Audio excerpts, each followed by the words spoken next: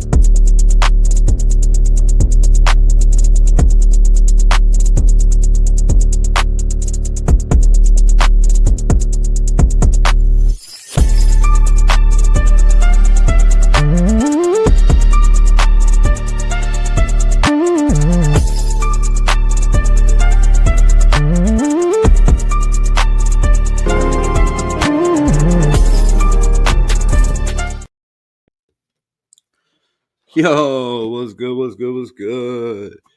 Salute to everybody already in the building. My guy, Robert Pena. What's good? What's good? Kenobi in the building. What's good? Appreciate y'all pulling up. So, we're getting closer and closer and closer to the draft. It is right around the corner. All kinds of news coming out. Um, we got some trades to talk about. We're gonna break down my top 10 sleepers, 5 on offense, 5 on defense. And then after all the comments and talks and all that hoopla, we will get into a little bit of mock drafts. We'll do a couple fan drafts, see where you guys are standing, where you guys feel like our needs are, who the biggest needs are. We'll break it all down. We'll get into that. But let's get right into the first. Damn, I was gonna try to put up a. I guess I'll do that in a second. But trade scenario: would you, if it was possible, Ian Rappaport reported that the Philadelphia Eagles possibly will make 2 trades in this year's draft. One draft trade scenario has been brought to my attention by another content creator. Has the Raiders trading up to the 32nd pick with the Philadelphia Eagles for our 37th second round pick and our 4th round pick to get Ohio State receiver Emeka Egbuka. Would you make this trade? To me, there's a lot of receivers in this draft. I think he would be a huge asset if he's there. There's a big chance that he's not there at 32. I mean, if he is, it could make sense, right? Depending on who we draft at 6. I mean, if you take a Ashton Genty at 6 and then you bring in an Emeka Egbuka at wide receiver, I mean, that's 2 solid weapons for Geno. Probably get a guard, late. I got some sleepers we'll talk about there. But what y'all think?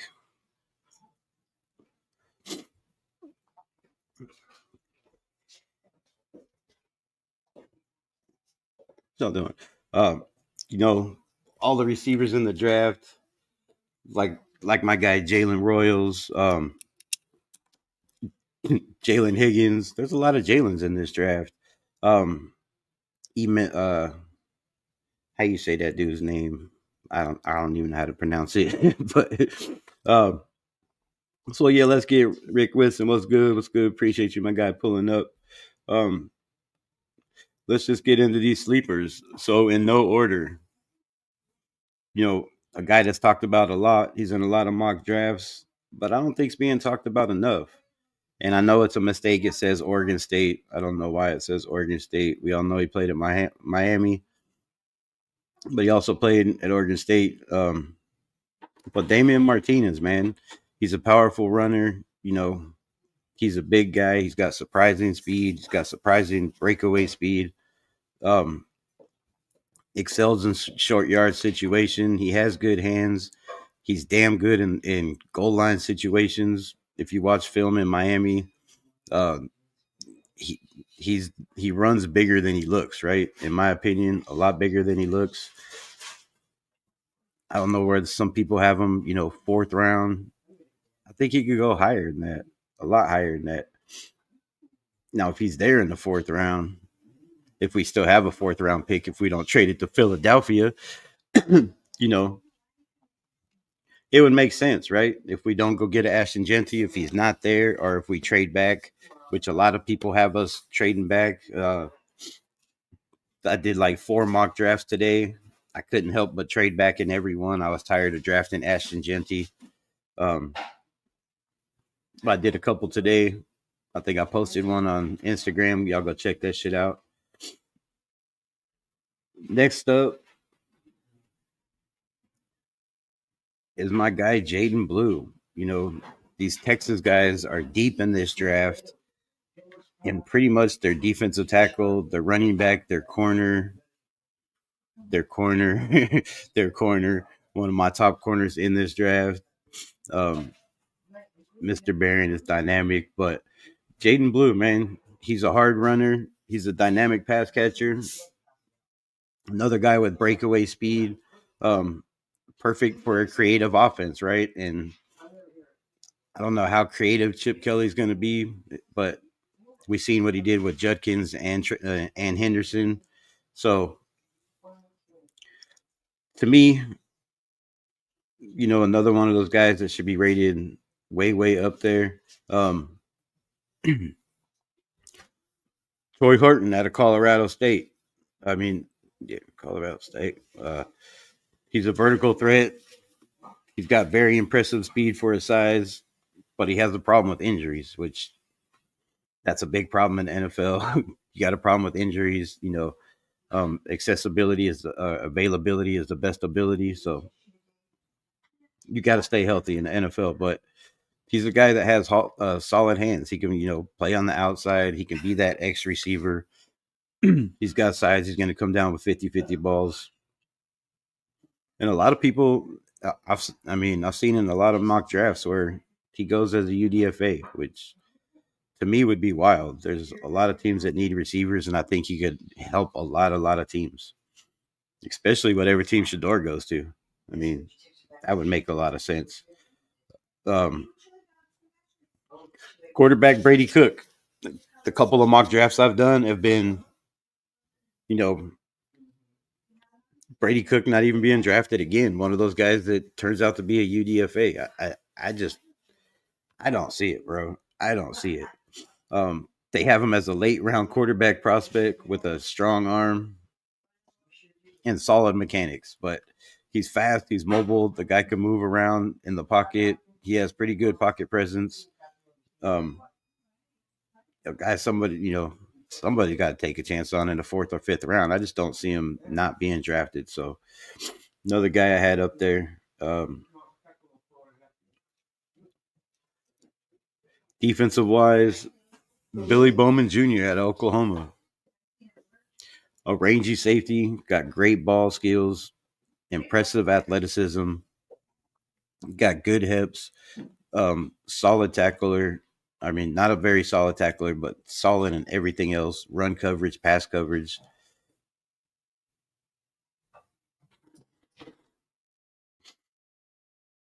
Um, what am I missing in here? That could work. Be pretty good at 32.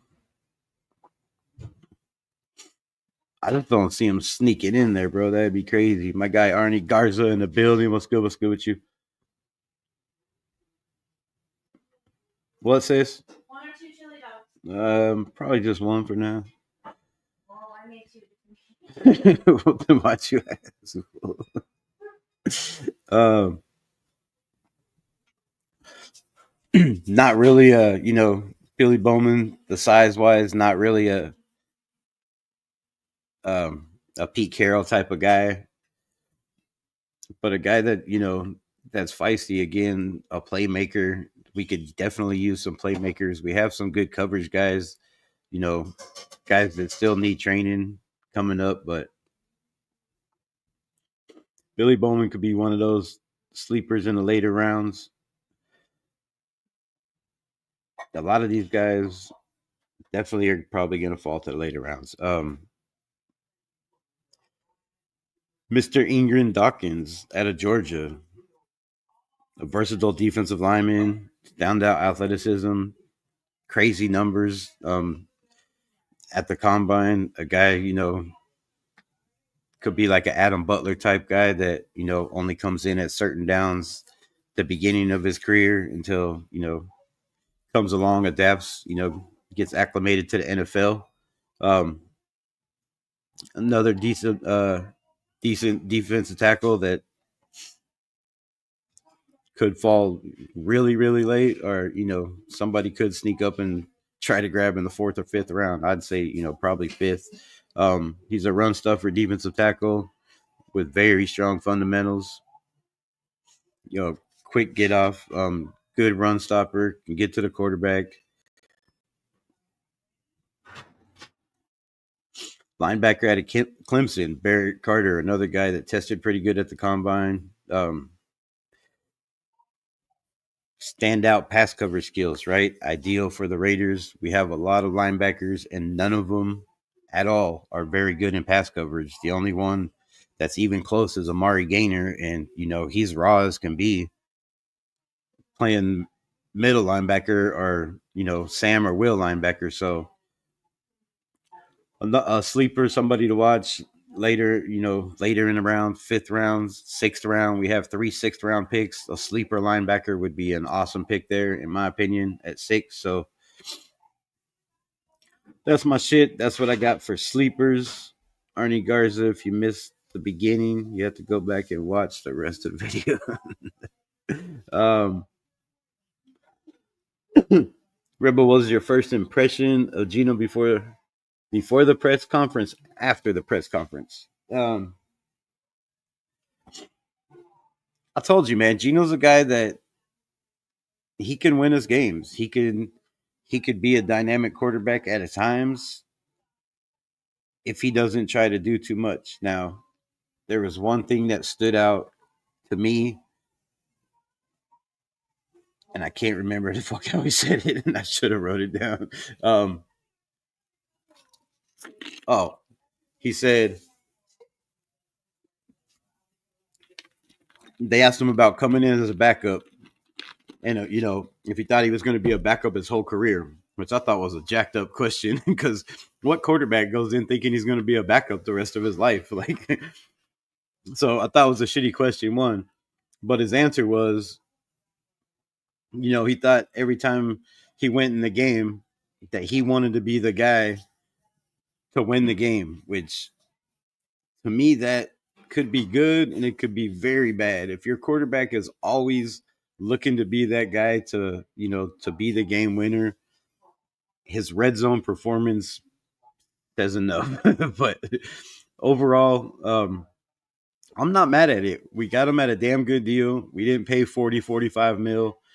Um, a lot of it was guaranteed, so we can get out of the contract if it goes awry and doesn't work like they think it's going to. But I could see from the smile on Pete Carroll's face that with everything Gino said, he was looking at him like Mark Davis looks at Tom Brady, just in awe. Like, so I think it's gonna work out. Shane Butler, it's been a minute. Good to see you. If they can keep the turnovers down, that's my only knock on Gino is we can't have 21 touchdowns and 21 turnovers. And I believe our offensive line is going to be better. We're going to have a run game. We're going to have weapons around him, and we're going to take the pressure off him. So hopefully, everybody pray and cross your fingers that he can be the best Gino he ever has and not turn the ball over, because that's the biggest knock. We know he can throw for 4,000 yards. We know he can throw for 30 touchdowns.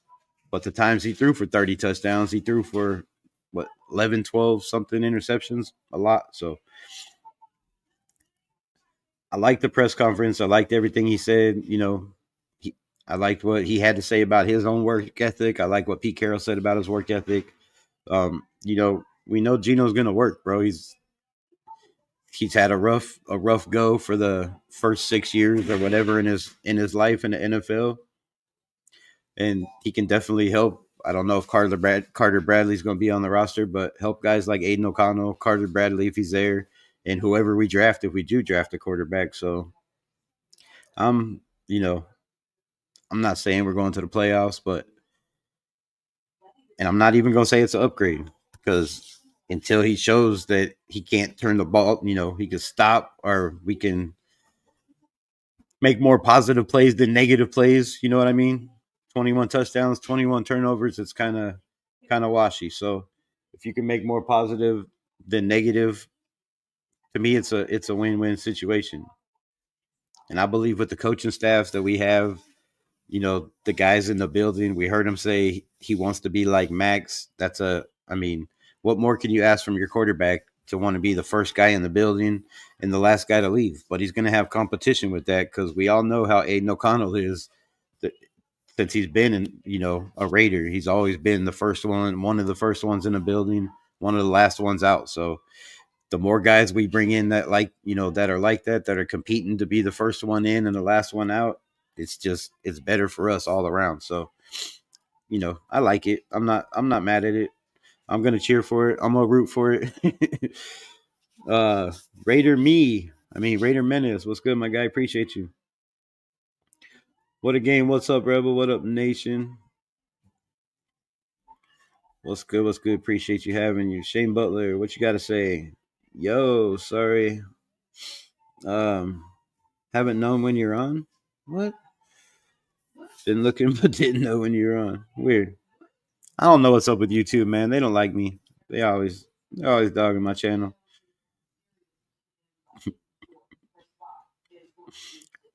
See, I don't know if you heard, but I was just talking about a trade with your Eagles moving back up to the first round. But you have to go back and watch the beginning because I need to watch time. Uh,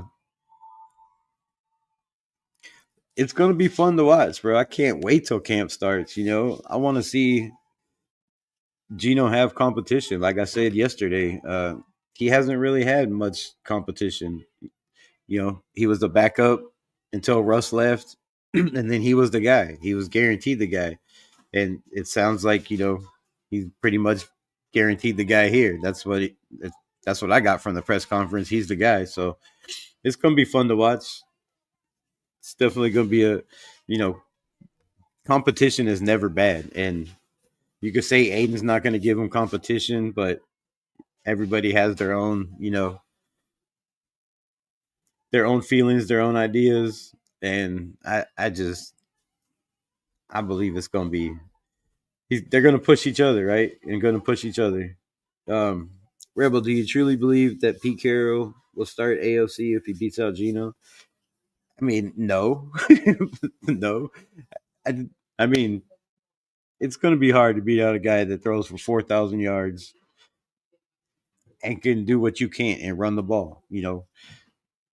Whether it was for 2 touchdowns and a couple first downs last year. I think he had 13. He rushed for 13 first downs. That's not huge, but it's more than Aiden did, right?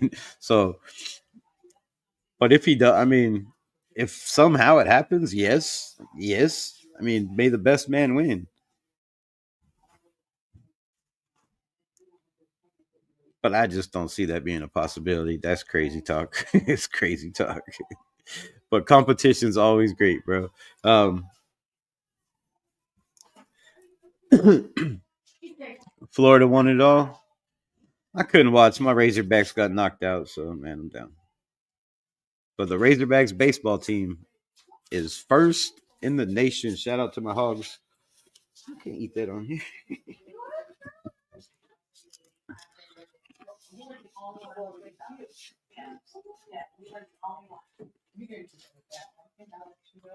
Get on his life. What are you doing peeping around the corner? Nephew trying to sneak in alive. Hell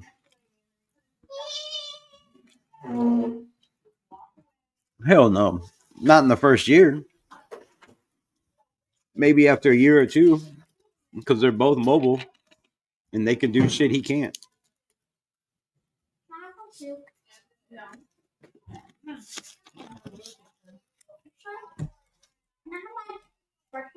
But let's be totally honest. Gino is a pocket passer.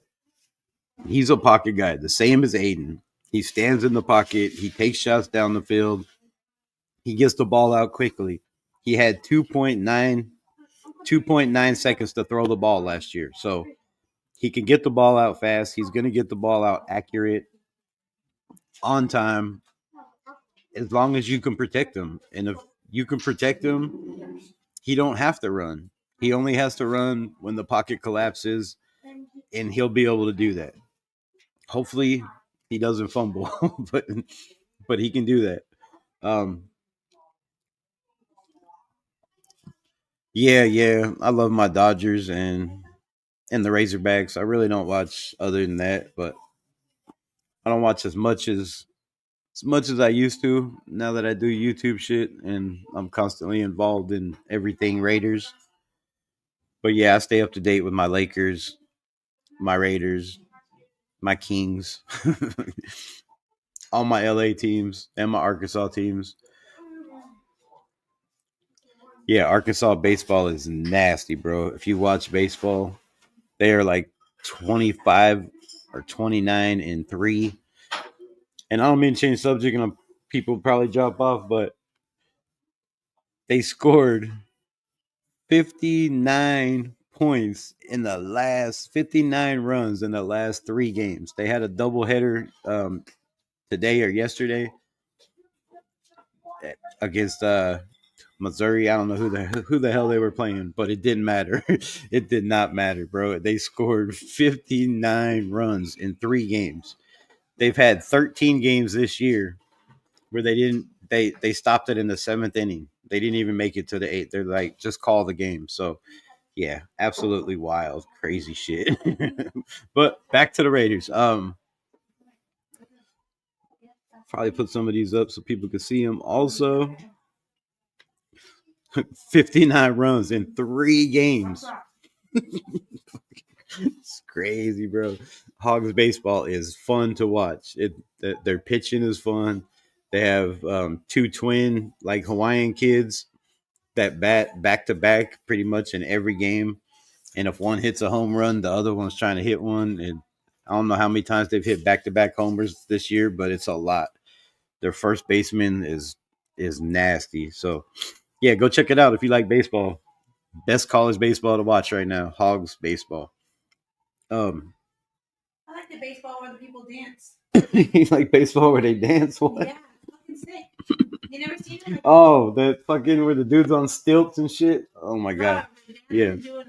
Have y'all seen that? Has anybody seen that shit on YouTube? Really, that crazy baseball, like that shit is wild, dude. I've never seen no shit like that ever in my life, dude. Craziest shit I ever seen. All right, back to the live. So, wait, why is this still up here? Hold up, time out. Um, clear. There we go. There we go. Much better. All right, so Rebel with drafting a running back and signing Mostert. How many snaps were Zamil and Labe get in the preseason? That's a damn good question. I mean, depending on how Pete Carroll and Spytek feel about it, we know how. I mean, we know how AP felt about it, and if they go to 18, if they go to 18 games and they take away a preseason game, none of our starters are probably playing any of those games. So I'm sure Labe and Dylan Labe and Zamir White will get a lot more reps.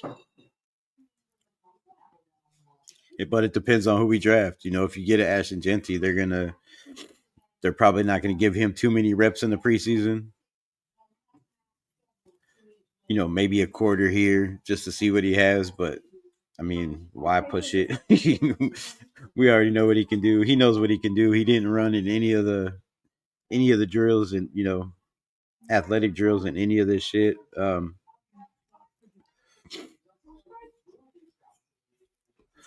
So yeah, let's get into this draft so I can block my screen and take a bite of this damn hot dog. uh, if he fumbles on the first run, we won't have many snaps. There you go. Couldn't have said it better myself. And if he fumbles this time on the first carry, he's probably never getting another one. I mean, that that would say it all. That would say it all pretty much for Dylan Labe's career, um, in my opinion. But that dude's a monster, really. It, you know, People underestimate the fact that he was a walk on at New Hampshire. He paid his own way through college until he got a scholarship, but it didn't take him very long before he got a scholarship. The first couple games they were like, "All right, bro, you got a scholarship. What do you want?" So the kid's a fighter. He's that blue collar hard hat worker, and Dylan Labe is not going to give up. I'm telling you, put that kid in. He's he's going to make plays for us, whether it's kick return, punt return, catching out of the backfield on wheel routes, running drag routes out of the backfield. The kid's going to make plays for us if they let him. And I'm rooting for him. Shit, more than anybody. That was one of my biggest videos. Saying Dylan Labe could go to the Raiders, and then he went to the Raiders. So I hope the kid does something. I really, really, really do, and not fumble, not fumble. But everybody fumbles, man. Everybody fumbles, and it was a freak of nature shit, right? You got T.J. Watt, a Hall of Fame defensive end. The kid was already getting tackled. He came up from behind him and swatted the ball out. Like, there's not shit you can do about that. It don't matter if you're, Gibbs. It don't matter if you're Saquon. It don't matter if you're Henry. That shit don't matter, bro. When a dude that big comes up and gets a clean punch on the ball like that, there ain't shit you can do. Ain't shit you can do.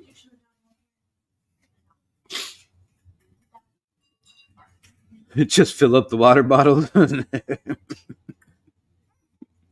that that might be you know that might be if they didn't believe in the kid, they would have put him on the practice squad and let somebody scoop him up last year. So they still have faith in the kid. It was bad coaching. It was horrible offensive coordinating and bad management to let a kid fumble and never get a chance to redeem himself and then sit all year, all off season.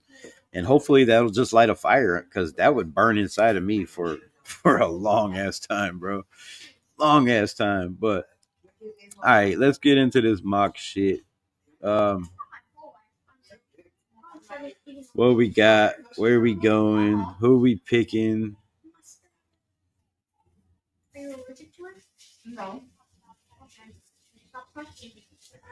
Whoa, damn, that shit was fast. Should have picked slow. Holy shit.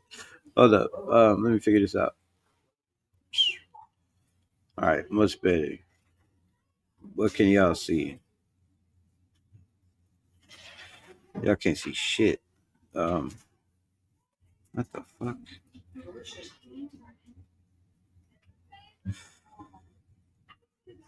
All right, so trade projection. The Jets want to give us the 7th and 42. I mean, how could you not take that? That's a no brainer. The Cardinals want to give us 16, 47, 78. Uh, Kind of a no brainer, also. I mean, we move down 10 spots. We get a second round and a third. I kind of like that. And here's San Francisco once again. Like, every mock draft I've done for the last 2 weeks has San Francisco trying to get the 6th spot, but they want 2 picks. I'm not giving them 2 picks. So, on you. What y'all think? Somebody help me out. This is y'all's mock draft. Are we sticking? Are we picking? Are we trading back? Are we taking this one or this one? I think the Cardinals. Let's go to Cardinals. Y'all take too long. All right.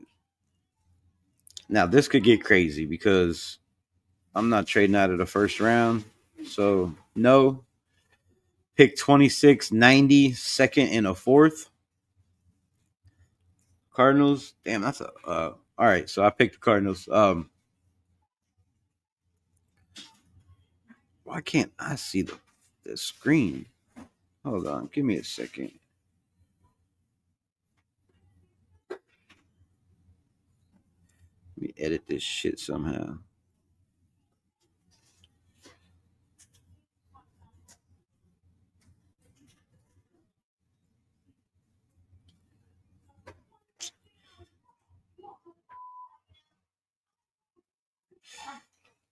All right, it's still not. Still not going over. Anyways, they want for 16, we move back 10 more spots. Or we stick. We get one more pick, a second and a fourth would be nice next year. Trying to build a franchise. And the Chargers. That's not bad, dude. 22-55. All right, let's hold up on this and see who's on the board before we get crazy. Okay, no. I mean, you get Jalen Walker at 16, Matthew Golden, Starks, Malik Williams, Nick Emanwari. That would be my pick. Or Jalen Walker. Or Jahdae Barron. At 16, I would take any of those guys. Jahad Campbell's there. Walter Nolan's there. Gray Zabel is there at 16. Do we trade back one more time and try to get Gray Zabel? What y'all thinking? Are y'all not participating? Somebody let me know so I can pick. I have no patience. I know there's a delay, but damn. I'm thinking trade again. Stay. I kind of like trade again though. We can get three more picks and probably a Gray Zabel. Or Emeka Ibuka. Let's trade again. Let's just see. I mean, right? Spytech says he loves his pick. We get a second and a fourth next year. We get 26. That's 10 more spots and 90. I think there's still picks there. Let's accept. And let's just reject all this because I'm not trading no more. That's crazy. Damn, 3 picks for 26. A second, and a third next year in 58. Nah, I gotta stay in the first round. All right, we gotta stay in the first round. I'm not stupid. Jahad Campbell, there we go. Right? Alabama. I mean, we all on the same page. Are y'all thinking Tyler Booker or Josh Simmons? Gray Zabel's there too. That's who I picked earlier. If I'm being honest, I traded back to 22nd. He was there, and I took Gray Zabel, and then I took Judkins. Yes on Campbell, right? That's kind of what I'm thinking too. All right, let's take Campbell at 16. Linebacker is shirt up for a long time. We do not have to mess with that ever again. All right, Pittsburgh wants 37 for 61. Yeah, no. Atlanta wants it for 46 and 81.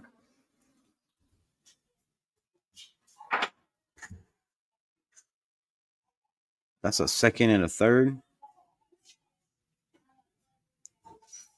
What y'all think? No?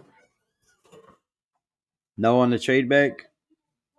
All right, let's see who's there before we get crazy. And I hate that I can't see this whole entire board. This is crazy. All right, so it's on all. Let's go offense. Um, let's see his wide receiver. You got Trey Harris, Jalen Noel, Jalen Royals, Isaiah Bonds, Jaden Higgins. I would take any one of those dudes right now, but I think Higgins will be there in the third. I think Bond will be there in the third. I think Royal will be gone in the second sometime. Harris is going to be gone. Do we take a receiver or do we try to get a receiver later? Running back is Travion, Caleb, Quinshawn, DJ Giddens. Scatterboo's going to be there late. All those dudes going to be there late. The only guys that aren't going to be there the end of this round are the next is Travion, Caleb, and Quinshawn. Running back, Judkins. Judkins it is. Or y'all think Caleb Johnson?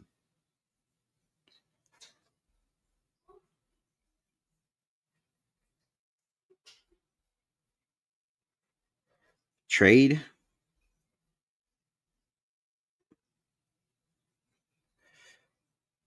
If Travion? All right, let's go Travion. Let's look at that trade proposal one more time. 61, that's way, way out of this round, or the bottom of this round. 46 and 81 is not bad. But I don't think we're getting a running back or a receiver there. We're getting probably second tier, possibly third tier receiver there, and probably third tier running back if we don't take one now.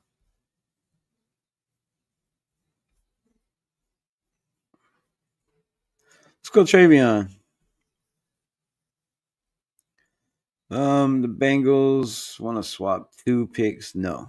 All right, we're at 47. I'm thinking receiver or offense. Who's on all? So Kenneth Grant, Mason Taylor, Jalen Milrow, Trey Amos would be nice. Jalen Noel, Wyatt Millum would be scary. Hawaiian Candy, what's good? Appreciate you pulling up. Ozir Thomas, probably not going to be there after this round. Jalen Royals, 58, Maxwell Harrison. All those guys are going to be gone after this round. So decisions, right? So far we've picked, just so y'all know. Well, we got Jahdae Campbell, Travion Henderson. Why is it not showing the screen better? This is bullshit. I apologize for the shitty screen. All right, defense. We got linebacker, corner. Who is here? Amos, Maxwell Harrison. It's got to be one of those guys if we're going corner this early, in my opinion. Or we're taking lesser bottom of the barrel.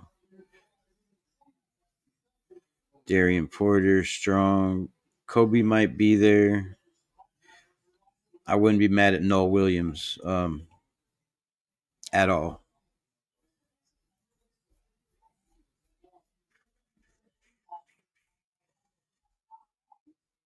It's our second pick, man. Third pick in the second round. It has to be a player of need, like of need. Um, let's go offense and look at tackle.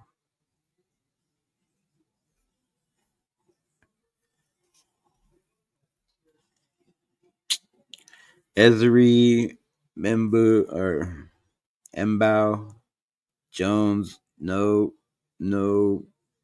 No, no. Charles Grant. Charles Grant's gonna be there, but he shouldn't be there. He should be gone in the first or second round, in my opinion, in this draft, and he's not. Then I'm not doing my job right. But I don't see that dude making it out of the second round. This is the second round. Um, what y'all thinking? The hell y'all thinking?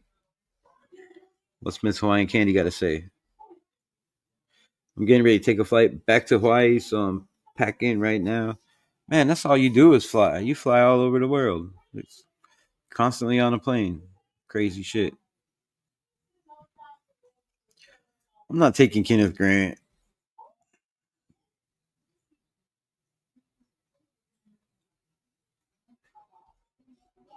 I'm going Jalen Noel. Oh no! All right, we're going white mail him. Fuck. Either way, damn it. Well, there goes that reject. I'm not trading 2 picks. Not trading 2 picks. Son of a bitch. We're back at 68. Please tell me he's there. Nope. But I'll take um Amon Moore or Kyle Williams. But damn it, I wish we would have picked the right guy. Savion is there also.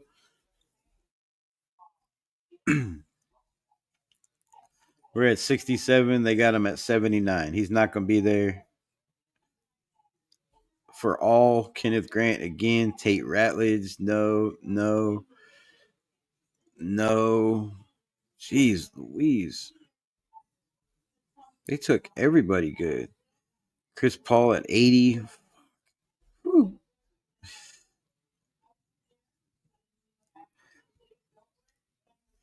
All right.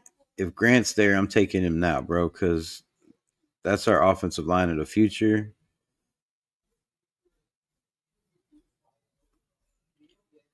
Yep, Charles Grant. That's the offensive line of the future right there. White Millum, Charles Grant. We got Millum's gonna play in between. Gonna play left guard. You're gonna slide DJ Glaze over to right guard, and Mr. Grant will definitely probably be the best right tackle on the team. So he will definitely be starting. I believe. That's how I feel. But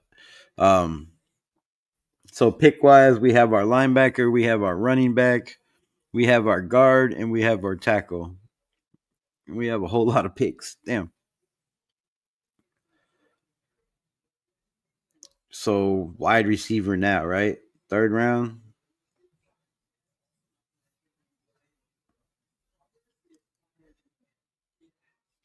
Savion Williams or Jason Ruiz. What's good? What's good, my brother? Appreciate you pulling up. They say Jack Beck, but we need an outside threat. And let's just break this down to help y'all out a little bit. Bro, this sucks ass. I can't read or see any fucking thing. All right. Fifth year senior who played 3 seasons at UNLV before transferring to Washington State. He is a reliable target with good hands, infinity for scoring touchdowns, produced at an elite level in 2024 with 1,100 yards and 70 catches. Williams is a fluid athlete who is quick in and out of breaks with controlled route running, demonstrating efficiency with his movement. Blah, blah, blah. He is elite ball winning receiver who is strong at the catch point and can come up with catches even when covered. And additionally, Williams is above average after the catch threat who can make guys miss and create explosive plays. At 5'10, though, I don't know, bro. I'm scared on that. 5'10. I'm gonna go Savion. 6'3", 222. Savion didn't have the opportunity to showcase his full potential at TCU, but he is a rare blend of size at 6'5", 225 pounds, athleticism that makes him one of the most intriguing prospects in this class. In the right system, he has the natural ability to could make him a standout playmaker at the next level. I say yes. I don't know. They got him at 112. Our next pick is. Who the fuck's our next pick? Our next pick is at 90. All right, so we don't need him here. What else do we need? What else do we need? Help me out. What is a need? Position a need. Menace says Savion. I like Savion too. But I'm going to take a chance just to see if he's there at 90. Because I want to see how high he goes. So we're going to pass on Savion. Another running back. Okay. Who's on the board? DJ Giddens, Cam Scatterboo. I like Rashad Tootin, man. If he could just clean up the fumbles. Golly, Damien Martinez. That was my sleeper I talked about earlier. They got him at 123, so depending on the need, but I think the running back run is about to take off. Devin Neal, RJ Harvey, Brashard Smith, all these guys are nasty, and they're going to be there later. I don't think we take one right now. Let's go all. Who's all? Kenneth Grant is still on the board, dude. He was the 35th best player. How did we pass on that? Did we take defensive tackle? I just don't see how you could pass on that. TJ Sanders fell to Alfred Collins still on the board. Those are the three best players. Take Harvey right now? That's crazy. That's crazy. All right. Harvey, best player available. All right, best player available is definitely Kenneth Grant. I mean, all right, let's read this shit. So, Kenneth Grant is one of the most explosive defensive tackle prospects, over 230 pounds, to enter the NFL draft. He fits into a rare player category with a high-level blend of size, speed, and power. His low-level body strength is enough to demand significant attention from opposing offensive lines on a snap-to-snap basis. His physical profile is ideal for eating blockers to free up his line mates and linebackers, navigate through traffic behind him. What makes Grant especially dangerous is that he also has the awareness and hand usage to shed blockers against the run. I mean, dude, what else do we got to know? I mean, I'm taking Grant now. I'm taking Grant now. You can never have too many defensive linemen. 2 trade offers, 147, no and no. Let's reject those. And let's see where we're at. So we got linebacker, we got running back, we got guard, tackle, defensive tackle. We need a corner. And I don't think there's one that we could get that's going to help us at this point. Unfortunately. And they just took Chris Paul, but we got our linebacker. We don't need another one. That dude's going to take all the snaps at all the places.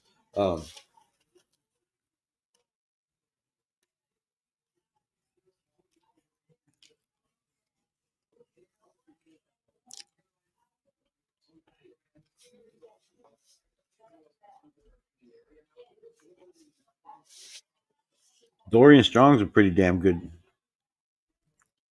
corner. 6'1", 185.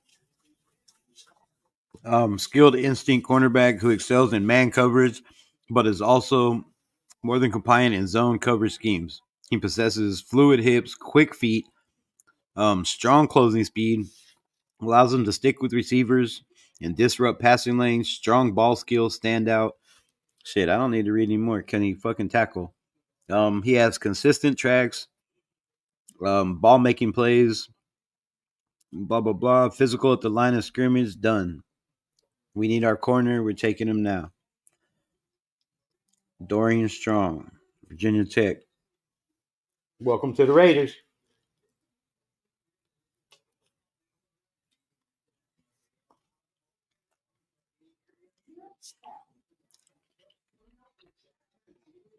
Shit, my bad. Um,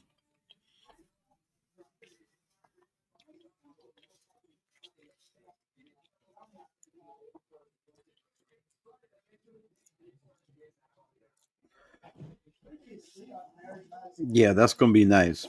So we are sitting at um,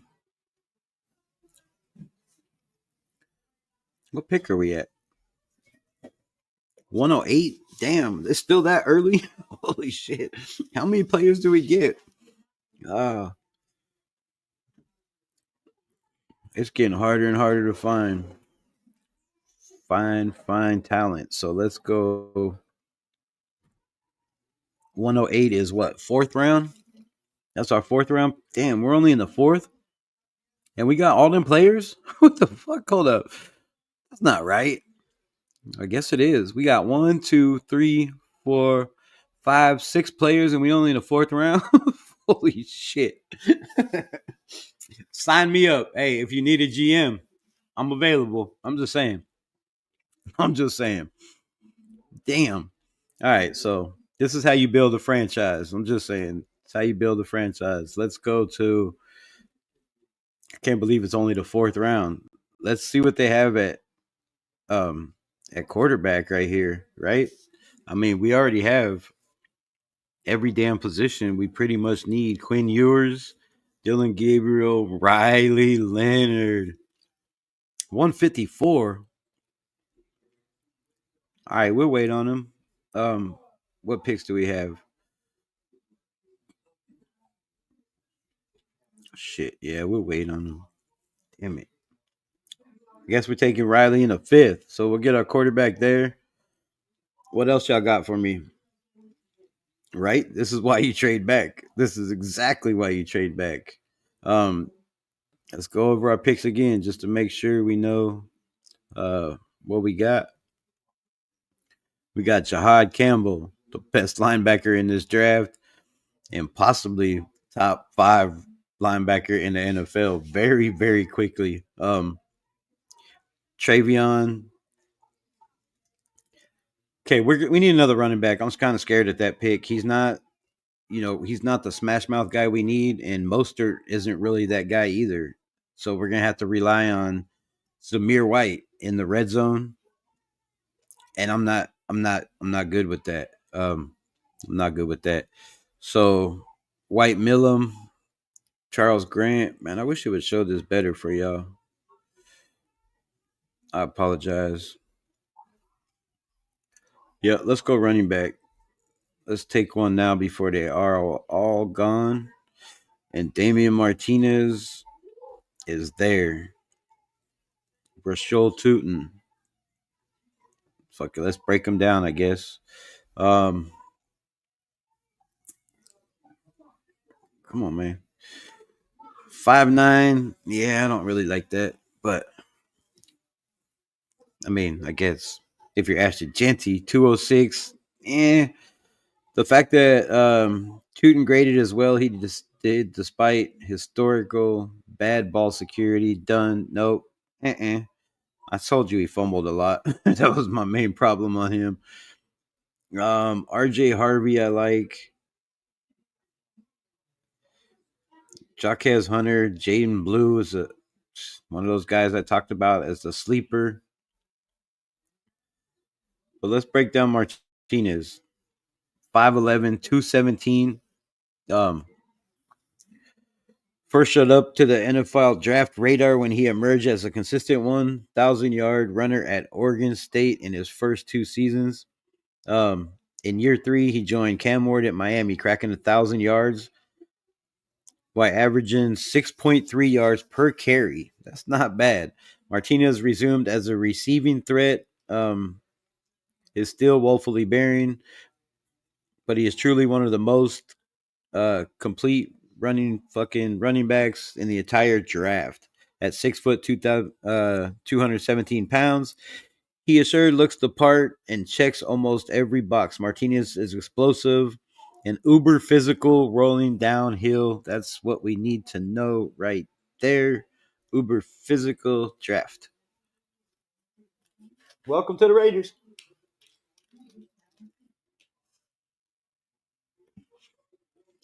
Sorry, I shouldn't be eating on camera, but I'm starving. Oh shit! What did I do? Damn it! Fuck. No. Hold on, I fucked everything up.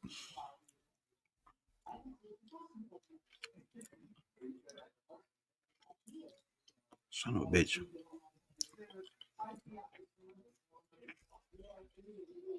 All right, so next up,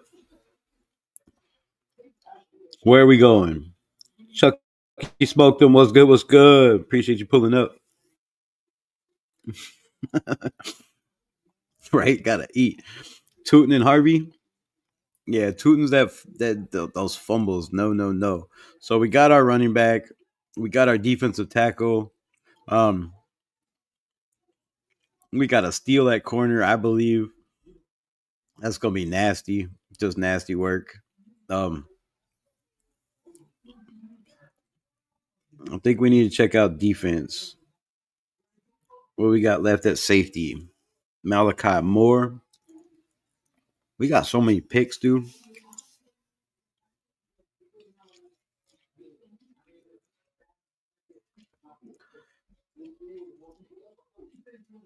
There ain't a safety left on this board.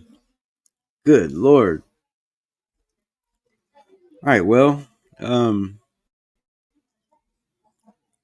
yeah, I don't see anybody at safety. Corner.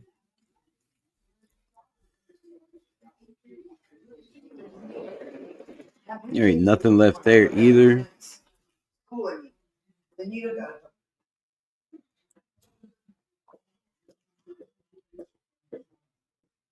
Wide receiver. Isaac Tesla would be nasty for the Raiders, bro. Runs a 4.40, 6'5", 200 plus pounds. That would be nasty. Nick Nash also. Ricky White is just slow, and we need a guy that could definitely run down the sideline with speed. Anton Wells Jr. at Ole Miss is that dude. Not the fastest guy, but let's break it down. Antoine, dynamic, versatile wide receiver, known for his physicality and playmaking ability. He excels in creating yards after the catch, utilizing his sturdy build. Did I not say his height and shit? It doesn't show. My bad. Utilizing his sturdy build and agility to break tackles and extend plays. Damn. Wells demonstrates reliable hands and body control, effectively tackling deep passes and securing contested catches. There we go. Experience across multiple offensive schemes highlights his adaptability and football intelligence. However, he occasionally struggles um, with concentrating drops and could refine his route running precision, enhance separation. Competitively, nature, versatility make him a valuable asset. So they got one knock on that dude. But where is his height and shit? How big is he? Where's he big as the man?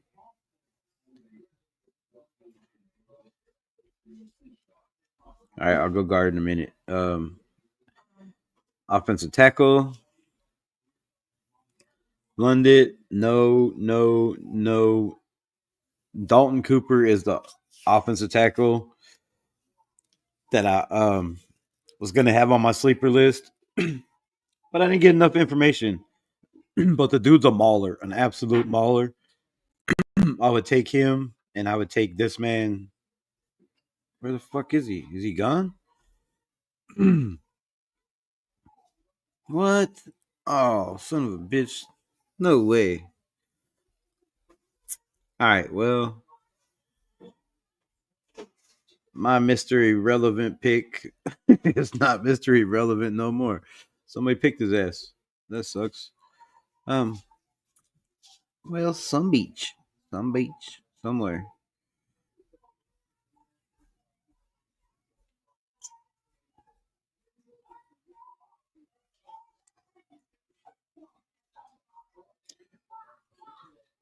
Oh, maybe the guard. Oh, nope, he's still there. All right, at 217. What pick are we at? Yeah, it's gonna take a minute. Why are they showing glasses? Quarterback now. Lacey, bro. Lacey has those problems, like attempted murder problems. He might not play in the NFL ever. He's a damn good guy, but we can't take another Henry Ruggs. Not at this point. Where are we at? 108. We're still in the fucking jeez Louise, bro. We're still in the fourth round, and we got another fourth round pick. Damn. I need a job in the NFL. I'm telling you. Holy snaky sticks. Yeah.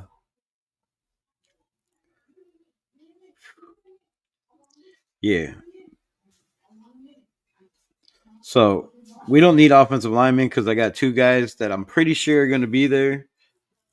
Yeah, right. Murder was the case that they gave him.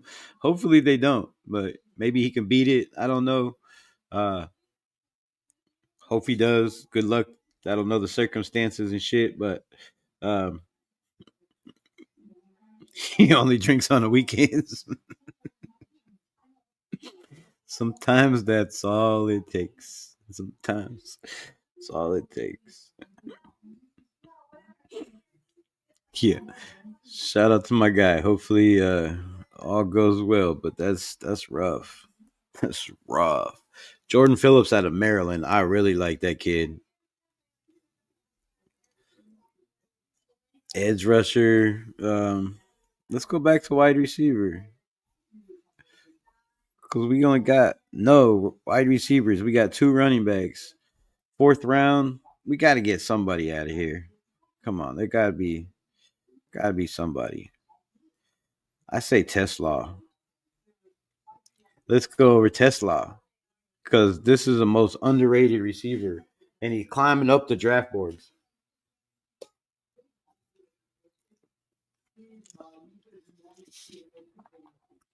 I don't know why I took a bite before I'm about to read. Fucking rude. 6'3", 214 is an outstanding athlete and excels in size at the receiver position. He was a standout for 3 seasons at Hisdale College before transferring to Arkansas. Um, Tesla has primary lined up in the slot, but also has experience playing out wide. He was below average Division One product totals. Has never topped 600 yards in a season, or above 2 yards per route. Damn. In a Division One level, Tesla is an average threat after the catch consistently. Where the hell I lost my place? um, After the catch, who doesn't consistently create with the ball in his hands. That's bullshit, dude. I watched him in Arkansas running over people. He is physically at the catch point, who excels in tight windows, but is mediocre route running, who struggles to create separation. Which I don't know about that either, because again, I watched every single one of his games at Arkansas, and I didn't see that. I didn't see that, but um, 5'11", 6'2", has emerged as a standout receiver First team All American honors, dual threat quarterback at Stanford. Nice. Nash transitioned to wide receiver, quickly became a key offensive weapon known for his speed, reliable hands, and slot versatility. He is projected to be a day 3 pick.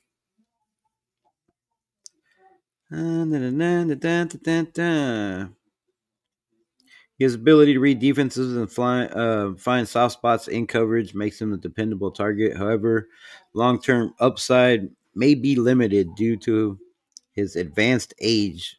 6th-year senior. Holy shit. But man, that's, you could still get one of those 1,000-yard, 1,000-yard guys. But damn, all the receivers are gone. I really liked Antoine Wells, but I just don't know how big that dude is. Jimmy Horn, Jimmy Horn also is another guy. Elijah Badger would be nasty. Not right now, but yeah, we might have to take Elijah Badger here very, very soon. So, all right, man. We're gonna have to get this ball rolling. There's no way we're gonna do more than one of these. I'll do the next one on PF and do a 3-round or some shit. Ride with Tesla. What?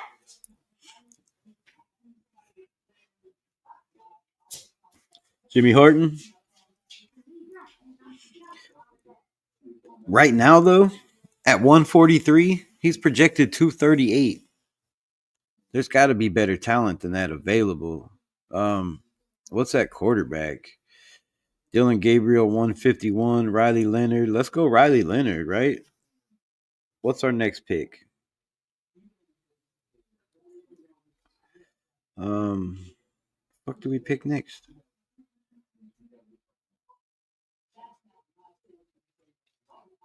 $180. I'll say we take Riley Leonard. What y'all think? Quarterback, Riley Leonard. Let's just break it down. I'll read it to you, see what they got to say, because I want to know. 6'3", 216. My comp is Josh Allen. I think the dude is dynamic with the ball in his hands. He is my favorite quarterback in this draft, besides Jackson Dart, not named Jackson Dart. I see, Tyler Shook is growing on me. I think Cook is underrated, but Riley Leonard is way underrated. After a red shirt freshman campaign in 2022 that saw Riley Leonard pass for almost 3,000 yards, 20 touchdowns, and just 6 interceptions. He was the first round. He was in the first round of some way too early mock drafts for the 2024 draft cycle. Things can change quickly, though. I don't know why they changed. I have no idea. In 2023 campaign, he was a massive letdown. He wait, he was it was a massive letdown for Leonard, who who regressed while dealing with injuries to left toe ankle. He transferred to Notre Dame and enjoyed a run in the college football playoffs. Yeah, that's not, come on, man. Give me more shit than that. But the Fighting Irish largely won in spite of his passing abilities, relying more often on his ground and run game. The fleet-footed quarterback rushed for 900 yards and scored 17 touchdowns on the ground. Leonard never recaptured the magic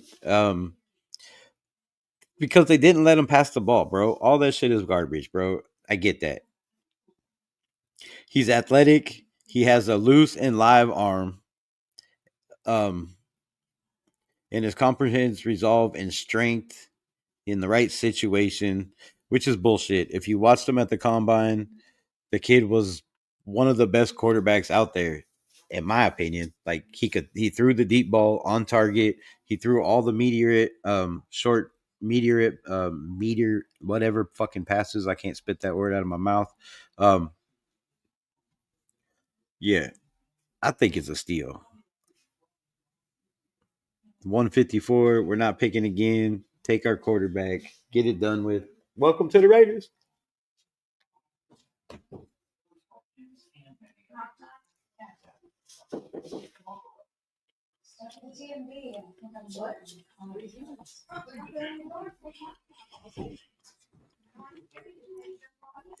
$180 when we pick again. So Jahad Campbell, Travion Henderson, White Millum, which was a mistake. I meant to get a wide receiver. He probably could have went a little bit later than that, but whatever. He's the second best guard, third best guard in this draft by far. Charles Grant, Kenneth Grant, Dorian Strong, Damien Martinez, Riley Leonard. 4 of those guys are starters. I think I think Milliam starts. I think Grant starts in the first year. Riley is a good pick there. I'll look at his stats, but I don't think he fumbled the ball. He didn't really turn the ball over. And as you've seen, if you watch the college championship, they started to win that game. The dude drove them down for 3. Well, it should have been 3 touchdowns. They decided to kick on 4th and 5 on the 5-yard line when they're down 21 points, which was the stupidest decision I ever seen in my life. Didn't make sense to me. And, their coach is going to live that shit got to live with that shit for a long time. He made a mistake. You got a quarterback like Riley Leonard that's a Josh Allen type. You could have ran a bootleg. You could have ran play action. You could have ran read option. You have a killer running back in Love. Like it was just dumb. It made no sense. But anyways, my point is they relied on their defense and their run game all year long. He didn't have to pass the ball. But when he did, it was 5-10 yards, kind of like a Rich Gannon style, short throws, slants, drag routes, ins and outs. That was pretty much their system. But he still threw for a decent amount of yards, a decent amount of touchdowns, not a lot of turnovers, and I don't think he fumbled. I think he had 2 fumbles all year. I could be wrong. I'll look it up here in a second. But yeah, I believe it's a good pick, especially with the quarterback we got and Greg Olsen. I mean, if anything, he can pick up first downs, right? And he's going to sit for at least 2 years behind Geno. And I believe this guy for 2 years in the NFL can be very, very scary. Like I said, I already believe he's one of the top quarterbacks in this draft, in my opinion. So back to all. I like Anarius Peebles there. Jack Nelson still on the board. I don't know how we got so many picks. Jay Higgins, Iowa. Cam Jackson. What's our biggest need? Furpo in the building. Might be a bit early. Why Leonard? Yeah, Leonard. It probably was a bit early, but we didn't pick again for another 40-something picks, and I figured most of the quarterbacks will be off the board. But let me check just to see if I was right. Quarterbacks. Yeah. Curtis Rourke, Max Brosemeyer, Brady Cook. So there was who else was on the board? There was 3 other quarterbacks, I believe. So we probably wouldn't have had a quarterback and we would have been stuck, which I wouldn't have been mad with Curtis Rourke. Curtis Rourke is, a pretty solid ass quarterback in Indiana. Didn't have, much competition, but the kid can sling the fucking rock. He can throw it downfield. He's on target. He can pick up first downs if he has to. Not the most mobile guy, but I don't know why he's falling so bad either. He should have just stayed in school. So yeah, what are we picking? Where are we going now? What do we got? Who we got left? For some reason, I'm thinking defense. Let me go back to this. I'm gonna bring it up full screen because, dude, I can't see shit. So we got linebacker, running back, guard, tackle. We don't need any of those, but I'm gonna get another guard just for the hell of it here in a minute. Damn, man, we didn't get shit for wide receiver. Yeah, He should be fired. All right, we're gonna have to get some wide receivers. Got to get a wide receiver.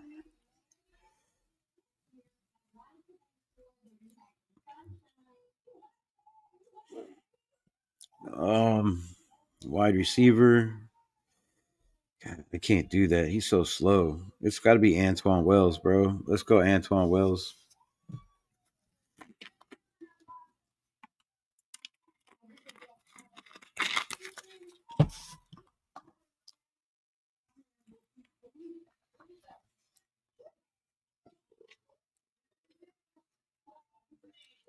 Antoine Wells Jr.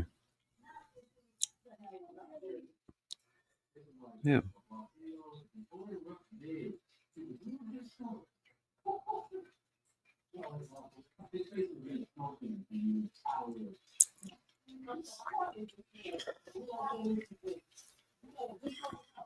Damn phone. All right, so what do we have left? This is gonna be the longest draft ever. This is like a whole entire draft. It's a whole entire draft. We still need a wide receiver.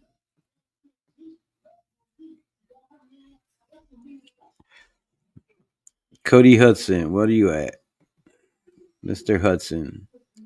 6 foot 193. Not mad at that. Cody Hudson played his first season in Auburn before transferring to Central Florida. He was above average size for his position, but was only an average productive college receiver. Hudson only topped 900 yards one time in his college career. Um, he has operated out wide the majority of the time. That's all I need to know. 6 foot 193. Blah blah blah blah blah. The more time past 2 seasons. He also had experience in the slot. Hudson's is below average hands. That sucks, bro. With a drop rate of over 10% in every call. Okay, no, no, no, no, no, no. Jimmy Horn, it is. That's way too early. Good lord.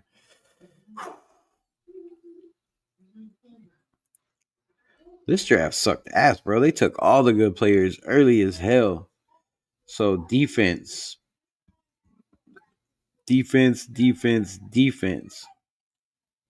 The best player is Cam Jackson out of Florida. I wouldn't be mad at that.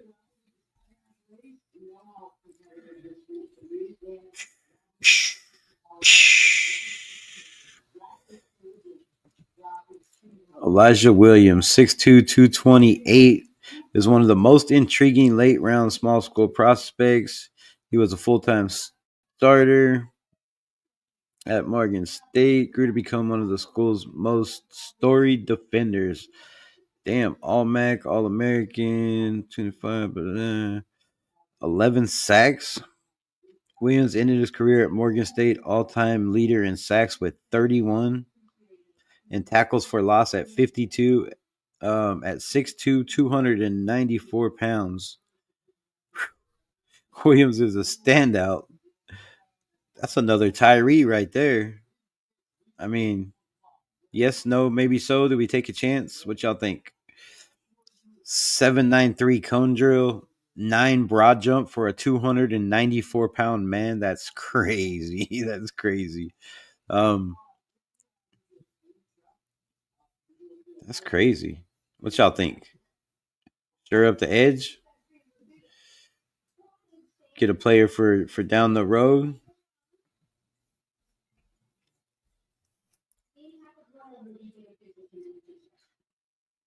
Jay Raider, just Raider, baby. What's good? Appreciate you. Appreciate you. A punt returner? Oh, punt returner. Offense, wide receiver. I don't really know. I don't want Andrew Armstrong. I mean, punt returner, you have to go Elijah Badger, I would think, in that case.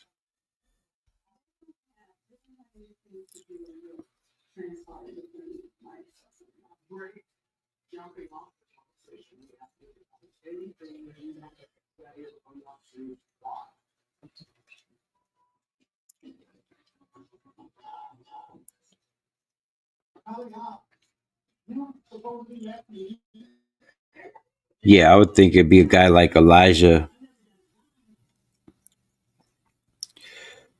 I'm not bueno. What's good, my guy? You changed your name? Choni Muck. Appreciate you pulling up, man. Everybody's changing their name lately. What's up? Y'all getting kicked out? Y'all trolling too much? I don't know. Punt returners. Take him. I think Elijah Badger's the probably the fastest dude left. Um, I really like Andrew Armstrong, but just because of his size and his catch radius, at 6'6", 220 pounds, he's kind of a twig and an injury threat, like a bad injury threat.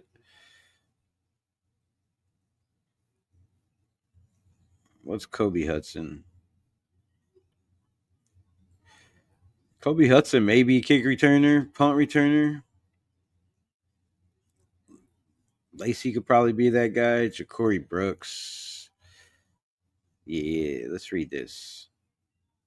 What's Ja'Cory Brooks got? Ja'Cory Brooks is a dynamic wide receiver known for his impressive size and playmaking ability. After transferring from Alabama to Louisville, um, he revitalized his career with the standout 2024 season, recording 61 receptions for 1,013 yards and 9 touchdowns. Brooks excels in the deep threat, utilizing his speed and ball tracking skills to stretch defenses and create explosive plays. His versatility allows him to line up across various receiver positions, contributing effectively in multiple positions and schemes. However, his route running, um, yeah, it can be inconsistent. That can be fixed. And he occasionally struggles with physical press coverage, impacting his separation from defenders. Brooks combines size and speed as a product, making him a compelling prospect for teams seeking versatility. Playmaker, welcome to the Raiders. Who was that? Ja'Cory Brooks? Fuck, son of a bitch. Yeah, my bad. That's fucking brain dead. All right, there. So we got a playmaker. We got somebody that can stretch the field on the outside. Um, let's go back over it once again. We got Jahad Campbell after a trade back. Alabama linebacker shores up the middle of the field with the linebacker we got with the safeties we got. No more passing over the middle of the field. If you do, you're going to pay. I guarantee you. Jeremy Chin is not letting people come over the middle like they did last year on us and just fucking dog walk us in the middle of the field. That shit ain't happening no more. So, Jahad Campbell, welcome to the Raiders. We got Travion Henderson, was my guy Lawrence's pick.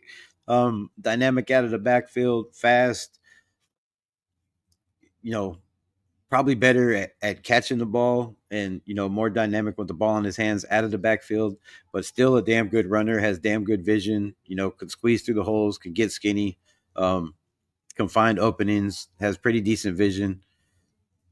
Wyatt Milam, one of the most aggressive guards in this draft, another JPJ in my opinion, physical as hell. Charles Grant moving up draft boards. We need a tackle. A lot of people say this dude's going to be a second round minimum. We got him at 68. I'm happy with that. I'm not complaining. Kenneth Grant was projected to go in the second round, somehow fell to 78. So he's a Raider. Welcome to the Raiders. Dorian Strong, steal, dynamic coverage press, great playmaker, has a knack for the ball. Damien Martinez, finally we got somebody in the red zone who's not going to fumble, who's going to, run downhill, doesn't need a lot of holes to get to the end zone. We needed a quarterback. We always need a quarterback. Riley Leonard, you know, sitting for 2 years under Geno, could be the guy of the future. We might not have to worry about one for a long, long time.